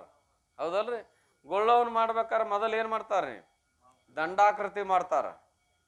ಗುಳ್ಳವನ್ ತಯಾರು ಮಾಡ್ಬೇಕಾರೆ ಏನ್ ಮಾಡ್ತಾರ್ರಿ, ಮೊದಲೊಂದು ದಂಡಾಕೃತಿ ಮಾಡ್ತಾರೋ ಏನು ಒಮ್ಮಿಕೆ ಗುಳ್ಳವನ ತಯಾರಾಕಳೋ, ಮೊದಲ ಮಣ್ಣು ಬಡದು ಒಂದು ಫೋಟೋ ಅವ್ರವ್ರ ಇದಕ್ಕೆ ಅನಿಸ್ರಿ. ಕೆಲವ್ರು ದೊಡ್ಡ ಮಾಡಿರ್ತಾರ, ಕೆಲವ್ರು ಸಣ್ಣ ಮಾಡಿರ್ತಾರ. ಅಂತೂ ಒಂದು ಗೇನು ಜೀಡಿಗೆನಷ್ಟು ಒಂದು ದಂಡದ ಆಕಾರ. ಹಾಗೆ ಇಲ್ಲಿ ಎಷ್ಟು 15 ದಿವಸಕ್ಕೆ ಶರೀರ ಏನಕತಿ, ದಂಡಾಕೃತಿ ಆಕತಿ. ಅದರ ಬಳಿಕ 1 ಮಾಸಕ್ಕೆ ಆ ದಂಡಾಕೃತಿ ಏನಾಗ್ಯದ, ಅದರಲ್ಲಿ ಬಳಿಕ 1 ಮಾಸಕ್ಕೆ ಉದಿಪುದು ಶಿರವು ಅತಿಸೇವನೆ ಬಾಹುಗಳು ಅದರೊಳು 2 ತಿಂಗಳೊಳಗಕ್ಕೂ. ಬಳಿಕ 1 ಮಾಸಕ್ಕೆ ಉದಿಪುದು ಶಿರವು, ಆಮೇಲೆ ಶಿರ ತಯಾರಾಗತ್ತೆ. ಆ ದಂಡ ತಯಾರು ಮಾಡಿ ಏನ್ ಮಾಡ್ತಾರೆ ಹೆಣ್ಮಕ್ಳು, ಮೇಲೊಂದು ತಲೆ ಮಾಡಿ ಇಡ್ತಾರಲ್ರಿ. ಆಮೇಲೆ ಏನಪ್ಪಾ ಅಂದ್ರೆ ಅತಿಸೇವನೆ ಬಾಹುಗಳು ಅದರೊಳು 2 ತಿಂಗಳಿಗೆ. ಆಮೇಲೆ ಏನ್ ಮಾಡ್ತಾರ, 2 ಕೈ ಹಚ್ತಾರ. ನೋಡ್ರಿಲ್ಲ ಗುಳ್ಳವನ್ ಮಾಡೋದನ್ನ ಏನ್ರಿ, ಅಷ್ಟ ತಲೆ ಹೆಚ್ಚಿ ಮೇಲೆ ಎಡಕ ಬಿಡಕ ಒಂದಿಟ್ಟು ಕಟ್ಟಿಗೆ ಚುಚ್ಚಿ ಮಣ್ಣಿನ ಇದ್ರ ಮಾಡಿ ಕೈ ಹಚ್ತಾ ಇದಾರೆ. ಎಷ್ಟನೇ ತಿಂಗಳಿಗೆ, ಅಲ್ಲಿ ತಿಂಗಳು ಇರೋದಿಲ್ಲ, ಮತ್ತೆ ಬೇರೆ ಆಕಾರ ತಯಾರಾಗೋದು ಹೇಳ್ತೇನೆ ನಾ. ಅತಿಶಯನ ಬಾಹುಗಳು 2 ತಿಂಗಳ ಒಳಕು, 2 ತಿಂಗಳಿಗೆ 2 ಕೈ ತಯಾರದು. ಉದರಬಹುದು 3 ವರ್ಷಕ್ಕೆ ಅಂದ್ರೆ 3 ತಿಂಗಳಿಗೆ ಉದರ ತಯಾರಾಗ್ತೈತೆ. ಏನ್ರಿ ಇಲ್ಲಿ ಹಂಗ್ರಿ ಅಂತ ಕೇಳಬೇಡ್ರಿ, ಎಷ್ಟು ಬೇಕು ಅಷ್ಟು ತಿಳ್ಕೊಂಡು ಕಡಿಯಾಕಾಗೋದದ. 4 ಮಾಸದಳು ಪಾದಾದಿ ಸರ್ವಾಂಗವು, 4ನೇ ತಿಂಗಳಿಗೆ ಏನಾಕತಿ ಅಂದ್ರೆ 4 ತಿಂಗಳಿಗೆ ಪಾದಾದಿ ಎಲ್ಲ ಅವಯವಗಳು ಸಿದ್ಧ, ಸರ್ವಾಂಗ ಅಂತ ನೋಡ್ರಿ, ಎಲ್ಲ ಅಂಗಗಳು ತಯಾರಾಗ. ವಧವಿ ಬಲಿವದು ರೋಮಾಳಿಗಳು 5 ತಿಂಗಳಿಗೆ, ಮೈ ತುಂಬ ಕೂದಲು ಬೆಳಿತಾವಲ್ಲ, 5 ತಿಂಗಳಿಗೆ ಎಲ್ಲ ಕೂದಲುಗಳು ಉತ್ಪತ್ತಿ ಆಕಾವು. ಆಮೇಲೆ ಅದರೊಡ 6 ತಿಂಗಳೋಳು ಮುಂದೆ 6ನೇ ತಿಂಗಳಲ್ಲಿ ಅಸ್ಥಿಗಳ ತೋರಿಕೆ, ಅದ್ರಾಗ ಏನ್ ತೋರ್ತಾವ ಅಂದ್ರೆ ಎಲುವುಗಳು ತೋರ್ತಾ ಇದಾವ. ಪದಪಿಂದೆ ಮೇಲೇಳು ಮಾಸಕ್ಕೆ ಕ್ರಮದಿಂದ ಮುಂದೆ 7ನೇ ಮಾಸಕ್ಕೆ ವಧವಿ ಚೇತನ ಭಾವದೊಡಗೂಡಿ, ಅವಾಗ ಚೇತನದಿಂದ ಕೂಡ್ಕೊಂತ ಇದೆ. ಪ್ರಾಣಾದಿ ಪದಗತಿಗಳು ಪಸರಿಸುತ್ತಿರ್ಕು, ಅವಾಗ ಚೇತನದಿಂದ ಕೂಡ್ಕೊಂಡು ಪ್ರಾಣಾದಿ ಗತಿಗಳು ತೋರ್ತಾ ಇದಾವೆ. ಅದಕ್ಕಾಗಿ ಆ ತಿಂಗಳದೊಳಗೆ ಹೆಣ್ಣು ಮಕ್ಕಳಿಗೆ ಏನ್ರಿ 7ನೇ ತಿಂಗಳಲ್ಲಿ ಏನ್ ಮಾಡ್ತಾರ್ರಿ, ಸೀಮಂತಕಾರ. ಎಂತ ಸೀಮಂತಕಾರ, ಕಳ್ಳ ಕುಬ್ಸ ಅಂತಾರ ಅದಕ್ಕೆ. ಎಂತ ಕುಬ್ಸ ರೀ, ಕರೆ ಕುಬ್ಸ ಅಲ್ಲ ಅದು. ಯಾಕಂದ್ರೆ ಭರವಸೆ ಇಲ್ಲ ಅಂತ, ಗರ್ಭಪಾತ ಆಗುವ ಪ್ರಸಂಗ ಇರ್ತಾ ಇದೆ. ಅದಕ್ಕಾಗಿ ಏನು ನಿಮಿತ್ತ ಮಾಡಿ ಬಿಡುದು ಅಷ್ಟೇ. ಮುಂದೆ ನಿಜ ಕುಬ್ಸ ಯಾವಪ್ಪ ಅಂದ್ರೆ 8ನೇ ತಿಂಗಳಿಗೇನೋ ಮಾಡ್ತಾ ಇದ್ದಾರೆ. ಅದಕ್ಕಾಗಿ ಆ ಸಮಯದೊಳಗೆ ಏನದಪ್ಪ ಅಂತ ಕೇಳಿ ಪ್ರಾಣಾಧಿಗತಿಗಳು ಎಲ್ಲಿ 7ನೇ ತಿಂಗಳಲ್ಲಿ. ಬಳಿಕ 8ನೇ ಮಾಸದೊಳಗೆ, ಅದು 8ನೇ ಮಾಸದಲ್ಲಿ ಅಂದ್ರೆ 8ನೇ ತಿಂಗಳಲ್ಲಿ ತನಗ ಅಲ್ಲಿ ನೆಲೆಯಾದುದು ಆವ ಸೋಜಿಗವೆಂದು, ಅವಾಗ ಅರಿವು ಬರ್ತಾ ಇದೆ, ಈ ಸ್ಥಾನದಲ್ಲಿ ನಾ ಬಂದು ವಾಸಿದ್ದು ಏನು ಸೋಜಿಗಪ್ಪ ಇದು ಅಂತ ತಿಳ್ಕೊಂಡು ಗಳಲನೆ ಪರಮಡಲು ಬೇಗ ಹೊರಗೆ ಬರ್ಬೇಕಂತ ತಿಳಿದು ಆವುದು ಮಾರ್ಗವೆಂದು ಅಳಲು ತಿರುಪುದು. ಅದೇನ್ ಮಾಡ್ತದ ಒಳಗಂದ್ರ ಇಲ್ಲಿಂದ ಹೊರಗೆ ಹೆಂಗ ಹೋಗ್ಬೇಕಪ್ಪ, ಇದು ಬಾಗಲಿ ಎತ್ತಾಗದ, ಹೆಂಗಾರ ಹಾದು ಅಂತ ಅಳಾಕ್ ಶುರು ಮಾಡ್ತಾ ಇದೆ. ಎಲ್ಲಿ, ಗರ್ಭದಲ್ಲಿ ಅಳಲು ತಿರುಪುದು. ತನ್ನ ಭ್ರಮೆಯಿಂದ ನವಮಾಸವಾಗಿ ಕಾಲತ್ರಯ ಜ್ಞಾನ ಸಂಭವಿಸುಗಂ. 9ನೇ ತಿಂಗಳಲ್ಲಿ ಅಂದ್ರೆ 9ನೇ ತಿಂಗಳಲ್ಲಿ ಗರ್ಭದೊಳಗಿದ್ದಾಗ ಏನಾಕತಿ ಅಂತ ಕೇಳಿ ಕಾಲತ್ರಯ ಜ್ಞಾನ ಸಂಭವಿಸಲು. ಕಾಲತ್ರಯ ಅಂದ್ರೆ ಭೂತಕಾಲ, ಭವಿಷ್ಯತ್ ಕಾಲ ಮತ್ತು ವರ್ತಮಾನ ಕಾಲದಲ್ಲಿ ಏನೇನದ ಅನ್ನೋದು ಗೊತ್ತಾಗದ ನನ್ಗೆ. ಅದಕ್ಕಾಗಿ ಜಗತ್ತಿನೊಳಗ 3 ಮಂದಿಗೆ ಅಷ್ಟ ತ್ರಿಕಾಲ ಜ್ಞಾನ ಅದ. ಎಷ್ಟು ಮಂದಿಗ್ರಿ? 3 ಮಂದಿಗೆ ಅಷ್ಟ ತ್ರಿಕಾಲ ಜ್ಞಾನ ಅದ. ಒಂದು 9ನೇ ತಿಂಗಳದಲ್ಲಿರುವ ಶಿಶುವಿಗೂ, ಒಂದು ಬ್ರಹ್ಮ ರಾಕ್ಷಸಿಗೂ, ಒಬ್ಬ ಬ್ರಹ್ಮ ಸ್ವರೂಪ ತಿಳಿದವನಿಗೂ. ಬ್ರಹ್ಮ ರಾಕ್ಷಸ ಬ್ರಹ್ಮ ಸ್ವರೂಪ ತಿಳಿದಾವ ಏನ್ರಿ ತಿಳ್ಕೋಬೇಕಣ್ಣವ ಯಾರ್ರಿ? ಒಬ್ಬ ತಿಳ್ಕೋಬೇಕಣ್ಣವ ಯಾರು? ಗರ್ಭದೊಳಗಿದ್ದವ. ಒಬ್ಬ ಬ್ರಹ್ಮ ರಾಕ್ಷಸ, ಒಬ್ಬ ಬ್ರಹ್ಮಜ್ಞಾನಿ. ಇವರು 3 ಮಂದಿಗೂ 3 ಕಾಲದ ಜ್ಞಾನ ಇರ್ತಾ ಇದೆ. ಇನ್ನು ಮಾನ್ಯ ವಿಚಾರಸಾಗರ ಒಳಗೆ ಹೋಯ್ತು, ಋತುಂಬರ ಪ್ರಜ್ಞೆ ಇರ್ಬೇಕಂತ ನೇಮ ಇಲ್ಲ ಅಂತ ಹೇಳಿದ್ರು ಬ್ರಹ್ಮಜ್ಞಾನಿಗೆ. ಮತ್ತು ಅವ್ರಿಗೆ ಮತ್ತೆ ಹಿಂದೇನಾಯ್ತು, ಹಿಂದೇನು, ಮುಂದೆಲ್ಲ ಸರ್ವಜ್ಞರು ಅಂತಾರೆ. ಮತ್ತೆ ಹೇಳ್ಬೇಕಂಗಾರ ಏನೇನಾಗೈತೆ ಅನ್ನೋದು ಹೇಳಂತ ಯಾರಾದ್ರು ಅಂದ್ರೆ ಇರ್ಬೇಕನ್ನುವ ನಿಯಮ ಇಲ್ಲ. ಏನ್ರಿ? ಇರುದಿಲ್ಲ ಅಂತೂ ಅಲ್ಲ, ಇರ್ಬೇಕಂತ ನಿಯಮನೂ ಇಲ್ಲ. ಆದ್ರೆ ಬ್ರಹ್ಮಜ್ಞಾನಿಗಳಲ್ಲನು ಅಂದ್ರೆ ಹೌದು. ಇವು 3ಕ್ಕೆ ಮಾತ್ರ ಅಂದ್ರೆ ಇವ್ರು 3 ಮಂದಿಗೆ ಮಾತ್ರ ತ್ರಿಕಾಲ ಜ್ಞಾನ ಅದ. ಈಗ ಶಿಶುವಾಗಿದ್ದಾವ ಯಾರು? ತಾನೇ. ಬ್ರಹ್ಮ ರಾಕ್ಷಸ ಆಗವ ಯಾರು? ತಾನೇ. ಬ್ರಹ್ಮಜ್ಞಾನಿ ಆಗವ ಯಾರು? ತಾನೇ. ಆಯಾ ಕಾಲದಲ್ಲಿ 3 ಕಾಲದ ಜ್ಞಾನ ಇರ್ತದೆ. ಹೆಂಗ್ರಿ ಅಂತ ಕೇಳಿದ್ರೆ ಈಗಂತೂ ಹೇಳ್ತಾರೆ ಸ್ಪಷ್ಟವಾಗಿ, ಏನು ಹಿಂದೆ ಏನಾಗ್ಯದ, ಮುಂದೆ ಏನಾಗ್ತದೆ, ಹಿಂದೆ ಏನದ ಎಲ್ಲವೂ ಗೊತ್ತಾಗತ್ತೆ. ಆದ್ರೆ ಏನ್ ಮಾಡುದಪ್ಪ, ಪ್ರಸ್ತುತವನ್ನು ಹೊರ್ತಕ್ಕೆ ದಿಕ್ಕು ತಪ್ಪಿ ಬಂದು ಅದೆಲ್ಲ ಮರ್ತೋಗಿರ್ತದೆ. ಆ ಮಾತು ಬೇರೆ. ಏನ್ರಿ? ಅದಕ್ಕೆ ಅವ್ರು ಅಂತಾರ, ಜ್ಞಾನ ಸಂಭವಿಸಗೆ ಆ ಜೀವನಿಗೆ ಅದರಿಂದ ವಿವರಿಸಿ ನೋಡಿ ಸಕಲ ವಿಷಯಗಳನ್ನು ಇವು ದುಃಖಕರವೆಂದು ತಿಳಿಯುವನು. ಅವನಿಗೇನಂತ ಜ್ಞಾನಗತಿ? ಸಕಲ ವಿಷಯಗಳು ದುಃಖಕರ ಅಂತ ತಿಳಿತಾ ಇದ್ದಾನೆ. ಅಂತೂ ಶಿಶುವಿಗೆ 3 ಕಾಲ ಜ್ಞಾನ ಅದ. ಬ್ರಹ್ಮ ರಾಕ್ಷಸಿಗೂ 3 ಕಾಲ ಜ್ಞಾನ ಅದ. ಬ್ರಹ್ಮ ರಾಕ್ಷಸಿಗೆ ಏನದ್ರಿ? 3 ಕಾಲ ಜ್ಞಾನ ಅದ. ಅದಕ್ಕೆ 3 ಕಾಲದ ಜ್ಞಾನ ಅದ ಅನ್ನೋದು ಏನ್ ಸಾಕ್ಷಿ ರೀ? ಅನುಭವ ಏನು? ಯಾರು ನೋಡ್ಯವನು ಬ್ರಹ್ಮ ರಾಕ್ಷಸನ ಅನ್ನೋದನ್ನು ಕೇಳ್ಯಾವ ಅಷ್ಟೇ. ಬ್ರಹ್ಮ ರಾಕ್ಷಸ ಅದ, ಈ ಗಿಡದಾಗ ಬ್ರಹ್ಮ ರಾಕ್ಷಸ ಅದ. ಹಬ್ಬಗಳು ಏನಪ್ಪಾ ಅಂತ ಕೇಳಿ ಇಲ್ಲಿ ಬೆಳವಟಿಗೆ ಒಳಗೆ ಪುರಾಣ ಹೇಳುವ ಸಮಯದಲ್ಲಿ ಶಾಸ್ತ್ರ ಹೇಳಕ್ ಹೋದಾಗ ಶಿವಾನಂದಪ್ಪಗಳು ದೊಡ್ಡದೊಂದು ಮನೆ ಅದು. ಆ ಮನ್ಯಾಗ ಬ್ರಹ್ಮ ರಾಕ್ಷಸ ವಾಸ ಆಗಿದ್ದಕ್ಕಾಗಿ ಕಟ್ಟಿಸಿದವರು ಇದ್ದಿದ್ದಿಲ್ಲ, ಯಾರು ಬಂದು ಬಾಡಿಗೆನೂ ಇದ್ದಿದ್ದಿಲ್ಲ. ಮಂದಿ ಭಾಳ ಹುಷಾರಿ, ಕಂಪ್ನಿ ಕೇಳೋರು, ಇದು ಯಾರಿಂದ ಬಿಟ್ಟು ಹೋಗೋದಲ್ಲ, ಅಪ್ಪಗಳನ್ನ ಕರ್ಕೊಂಬಂದು ಅಲ್ಲಿ ಇಟ್ಟು ಬಿಡುನು ಅಂತ, ಏನಾದರೂ ಅವ್ರಿಗೆ ಆಗಲಿ ಅಂತ. ಅದಕ್ಕೆ ಯಾಕೆ ಅವ್ರಿಗೇನು ಹಿಂದೆ ಮುಂದೆ ಇದ್ರು ಅಷ್ಟ ಫಾದರು ಅಷ್ಟ ಅಂತ ತಿಳ್ಕೊಂಡು ನಾಗನೂರಿಂದ ಅಪ್ಪಗಳನ್ನ ಕರ್ಕೊಂಬಂದು ಆ ಮನೆಯೊಳಗೆ ವಾಸ ಮಾಡಿಸಿದ್ರು 1 ತಿಂಗಳ ದಿನ ಶಾಸ್ತ್ರಕ್ಕೆ. ಅವಾಗ ಹೇಳ್ಬೇಕಿಲ್ಲ, ಅಪ್ಪ ಇಲ್ಲಿ ಹಿಂಗೈತ್ರಿ, ಮತ್ತು ಅದಕ್ಕೆ ನೋಡ್ರಿ ಹೆಂಗೆ ಮಾಡೋಣ್ರಪ್ಪ ಅಂತ ಕೇಳ್ಬೇಕಿಲ್ಲ. ಇಲ್ಲ. ಆದ್ರೆ ಒಳಗೆ ಧೈರ್ಯ ಐತಲ್ಲ, ಮಹಾತ್ಮರಿದ್ರು ಬಿಡ್ತಾವನು ಧೈರ್ಯ ಏನೂ ಐತೆ, ಏನಾರ ಆದ್ರೂ ಅವ್ರಿಗೇನು ಆಕತ್ತೆ ಅಂತ ತಿಳ್ಕೊಂಡು ಅಲ್ಲೇ ಇಸಿದ್ರು. ದಿನ ಬೆಳಿಗ್ಗೆ 10,000 ಸಾಯಂಕಾಲ 10,000 ಜಪ ತಪ್ಪದೇ ಮಾಡ್ತಿದ್ರು ಅಪ್ಪಗಳು.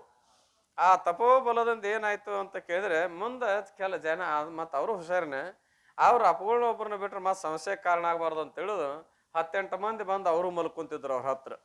ಒಳಗೊಂದು ಕೊಲೆಯಾಗ ಅವರು, ಹೊರಗೊಂದಿಷ್ಟು ಮಂದಿ ಇವರು ಮಲ್ಕೊಂತಿದ್ರು. ಮುಂದೆ ಆ ಜಪದ ಬಲದಿಂದ ಏನಾಯ್ತು ಅಂದ್ರೆ ಅದಕ್ಕೆ ತಡ್ಕೊಳಕ್ಕಾಗಲಿಲ್ಲ. ಎದಕ್ರಿ?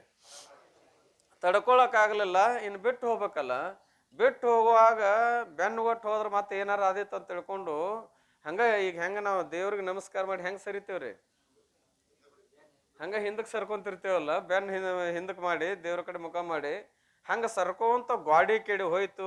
ದೊಡ್ಡ ಮನಿ ಗಾಡಿ ಬಿದ್ದುಕೊಳ್ಳೆ ಸಪ್ಪಳ ಆಯ್ತು. ಎಲ್ಲ ಮಂದಿ ಗಾಬರಾಗಿ ಎದ್ರು. ಆಮೇಲೆ ಅಪ್ಪಗಳು ಏನ್ರ ಅದು ಗೊತ್ತಿತ್ತು ಅವ್ರಿಗೆ, ಅದ ಏನ್ರ ಅದು ಸಪ್ಪಳ ಅನ್ನ. ಅವಾಗ ಹೇಳಿದ್ರು, ಯಪ್ಪ ಹಿಂಗಿತ್ರಿ, ಹಿಂಗಿಂಗ ಆತ್ರಿ ಅಂತೇಳಿ. ಅಂತೂ ಇರ್ಲಿ, ಬ್ರಹ್ಮ ರಾಕ್ಷಸ ಅಂತ ಕಂಡದನ್ನ ನಮಗ ಇಲ್ಲ. ಮತ್ತು ಅದಕ್ಕೆ ತ್ರಿಕಾಲ ಜ್ಞಾನ ಅದ ಅನ್ನೋದು ಹೆಂಗೆ ಗೊತ್ತು ಅಂತ ಕೇಳಿದ್ರೆ, ಅದು ಯಾವಾಗ ನಮಗೆ ಪ್ರಕಟ ಆಗ್ತದ ಅಂತ ಕೇಳಿದ್ರೆ, ಯಾವ ದೇವಸ್ಥಾನದೊಳಗೆ ಪೂಜಾರಿ ಇರ್ತಾನಲ್ಲ, ಪೂಜಾರಿ ಮೈಯಾಗ ಪ್ರವೇಶ ಆಕತ್ತೆ. ಅದು ಆ ಪೂಜಾರಿ ಮೈಯಾಗ ಪ್ರವೇಶವಾಗಿ ಯಾವ ದೇವ್ರು ಇರ್ತತಿ ಆ ದೇವ್ರ ಹೆಸರಿನ ಮೇಲೆ ಎಲ್ಲ ಹೇಳ್ತಿರ್ತದ. ಅದು ಏನ್ರಿ? ಆ ದೇವ್ರ ಹೆಸರ ಮೇಲೆ ಏನ್ ಮಾಡ್ತದ್ರಿ? ಈಗ ಯಾರಾದ್ರೂ ಅಪರಿಚಿತರು ಬಂದ್ರಂದ್ರ ಅವ್ರು ಇನ್ನೂ ಬಾಗಲ್ ಆಚೆ ಕಡೆನೇ ಇರ್ತದ. ಕಲ್ಲಪ್ಪಣ್ಣಿ ಬಾ ಮುಂದಕ್ಕೆ ಬಾ ಅಂದ. ಅವ್ ರಾವಕ್ಕನ ಯಾಕ್ರಿ? ಅಲ್ಲ ಎಂದೂ ಬಂದಿಲ್ಲ, ನನ್ನ ಹೆಸರು ಯಾರು ಹೇಳಿಲ್ಲ. ಕಲ್ಲಪ್ಪ ಅಂತ ಕರೆದ್ರಂದ್ರೆ ಪಕ್ಕಾ ದೇವ್ರಿದು ಅಂತ. ದೇವ್ರ ಹೆಂಗದ ರೀ? ಪಕ್ಕಾ ದೇವ್ರು ಅಂತ. ಆಮೇಲೆ ನಿನಗೆ ತಿಂಗಳ ಹಿಂದಿಂಗ ಆಗಿತ್ತಿಲ್ಲ, ಆಗಿದ್ದು ಕರೆ ಇರ್ತೈತೆ. ಯಾಕಂದ್ರೆ ತ್ರಿಕಾಲದ ಜ್ಞಾನ ಅದು ಗೊತ್ತದ, ಹೇಗೆ ಕೇಳ್ತದ, ಹೌದ್ರಿ ಅಂತೆ. ಮತ್ತಷ್ಟು ನಂಬಿಕೆ ಹೆಚ್ಚಾಗ್ತಾ ಇದೆ. ಏನ್ ಆಮೇಲೆ ಮುಂದೆ ನಿನಗೆ ಹಿಂಗೆ ಮಾಡಿದ್ರೆ ಹಿಂಗಾಕತ್ತೆ, ಹಿಂಗೆ ಮಾಡಿದ್ರೆ ಹಿಂಗಾಕತ್ತೆ ಅಂತ ಹೇಳ್ತದ. ಅಂದ್ರೆ ಹಿಂದಿಂದು ಗೊತ್ತದ, ಈ ಸದ್ಯ ಏನಾಗಿತ್ತು ಅನ್ನೋದು ಗೊತ್ತಾಗ್ತಾ ಇದೆ, ಮುಂದಿಂದು ಗೊತ್ತಾಗ್ತಾ ಇದೆ. ಅದಕ್ಕೆ ಬ್ರಹ್ಮ ರಾಕ್ಷಸ, ಅದಕ್ಕೆ ದೇವರ ಆಳ್ಕೆ ಎಲಿತನ ಇರ್ತದ. ಆಯಾ ದೇವಸ್ಥಾನ ನಡ್ದಾವಿಲ್ರಿ, ಪ್ರತಿಯೊಂದು ಜಿಲ್ಲಾದಿಂದ ಬಸ್ ಹೋದು ಎಲ್ಲಿಗ್ರಿ? ನಮ್ಮ ಊರಿಗೊಂದು ಬಸ್ ಸ್ಟಾಪ್ ಮಾಡ್ಸ್ರಂದ್ರೆ ಬರೀ ಸ್ಟಾಪ್ ಮಾಡ್ಸಾಕ್ತಾ ಇರಲ್ಲ, ಬಸ್ ಬಿಡೋದು ದೂರ ಉಳಿಲಿ ಅಂಥದ್ದು. ಪ್ರತಿಯೊಂದು ಜಿಲ್ಲೆಯಿಂದ ಗೌರ್ಮೆಂಟ್ದವ್ರ ಏನು ಮಾಡಿದ್ರಪ್ಪ ಅಂದ್ರೆ ಬಸ್ಸಿನ ಸೌಕರ್ಯ ಇಟ್ರು. ಎಲ್ಲಿಗೆ?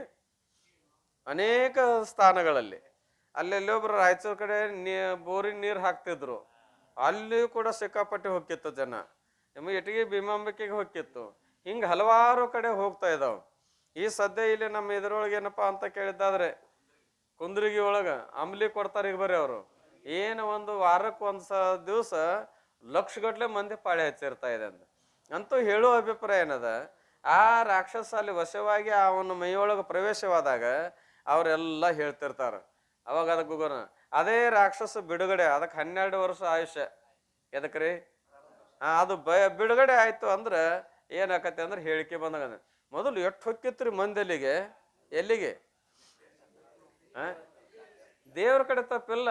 ಆ ದೇವರ ಆರಾಧನೆ ಮಾಡೋ ಅಂದ್ರೆ ಚಾಕ್ರಿ ಮಾಡವನು ಮೈಯೊಳಗೆ ಪ್ರವೇಶ ಆಗಿ ಅವನಿಂದ ಸರಿದುಕೊಳ್ಳಿ ಅಲ್ಲಿ ದೇವ್ರದ್ದು ಏನಾಕತಿ ಅಂತ ಕೇಳಿದ್ರೆ ಆಳ್ಕೆ ಕಡಿಮೆ ಆಕತಿ. ದೇವ್ರ ಆಳ್ಕೆ ಕಡಿಮೆ ಆಗಿಲ್ಲ, ಬ್ರಹ್ಮ ರಾಕ್ಷಸರ ಆಳ್ಕೆ ಕಡಿಮೆ ಆಗಿರ್ತದ. ದೇವ್ರ ಮೊದಲ ಸತ್ತುಳದಿಲ್ಲ ಮೊದಲನೇಂಗಂತ ನಾವು ಮಾತಾಡೋದು. ಸತ್ತುಳ್ಳ ದೇವರು ಹಿಂಗಿದ್ದಾಗ ಅಲ್ಲಿ ಹೇಳಿಕೆ ಬಂದ ಕೂಡಲೇ ದೇವ್ರು ಮೊದಲನೇಂಗ ಸತ್ತುಳ್ಳದ್ದು ಅಲ್ಲದೆ ಕಡಿಮೆ ಆಗ್ಯದ ಅಂತೇಳಿ. ದೇವ್ರು ಯಾವಾಗಲೂ ಸತ್ತುಳ್ಳದ್ದ ಅದು. ಸತ್ತುಳ್ಳದ್ದು ಅಂದ್ರೆ ಏನ್ರಿ? ಆಮೇಲೆ ಹೇಳೋಣ್ರಿ, ತ್ರಿಕಾಲ ಅಬಾಧ್ಯತ ಸದೃಭ ಅಂತೂ ಅದೊಂದು ಹೇಳ್ತಾರೆ. ಇನ್ನು ಬ್ರಹ್ಮಜ್ಞಾನಿಗೂ ಕೂಡ ಏನಪ್ಪಾ ಅಂತಕೇನೆ ಅವ್ನು ಸರ್ವಜ್ಞಾನ ಅದನ್ನ, ಅವನಿಗೂ 3 ಕಾಲದ ಜ್ಞಾನ ಇರ್ತಾ ಇದೆ. ಅಂತೂ ಜಗತ್ತಿನೊಳಗೆ 3 ಮಂದಿಗೆ ಇರ್ತಾ ಇದೆ. ಅದಕ್ಕಾಗಿ ತಾಯಿ ಹೊಟ್ಟಾಗಿದ್ದಾಗನ ನವಮಾಸದಲ್ಲಿ ಶಿಶುವಿಗೆ ತ್ರಿಕಾಲ ಜ್ಞಾನ ಆಗ್ತಾ ಇದೆ. ಅಂತೂ ಕ್ರಮದಿಂದ ಬೆಳೀತಾ ಬಂತು. ಏನು ವಂಕೆ ಏಕಾಏಕಿ ಬೆಳೀತು? ಕ್ರಮದಿಂದ ಅಂಡ ಅದು ಜರಾಯುಜ ಅಥವಾ ಪಿಂಡ ಸೆರೆಗಳು ಉತ್ಪತ್ತಿ ಆಗ್ತಾವು ಅಂತೇಳಿ. ಈ ರೀತಿಯಾಗಿ ಜೀವರಾಶಿಗಳಲ್ಲಿ ಎಷ್ಟು ಪ್ರಕಾರ? 5 ಭೂತಗಳಿಂದ ಉತ್ಪತ್ತಿಯಾದ ಈ ಬ್ರಹ್ಮಾಂಡದೊಳಗ ಈ 4 ತೆರನಾದ ಜೀವರಾಶಿಗಳು ಅಂತ.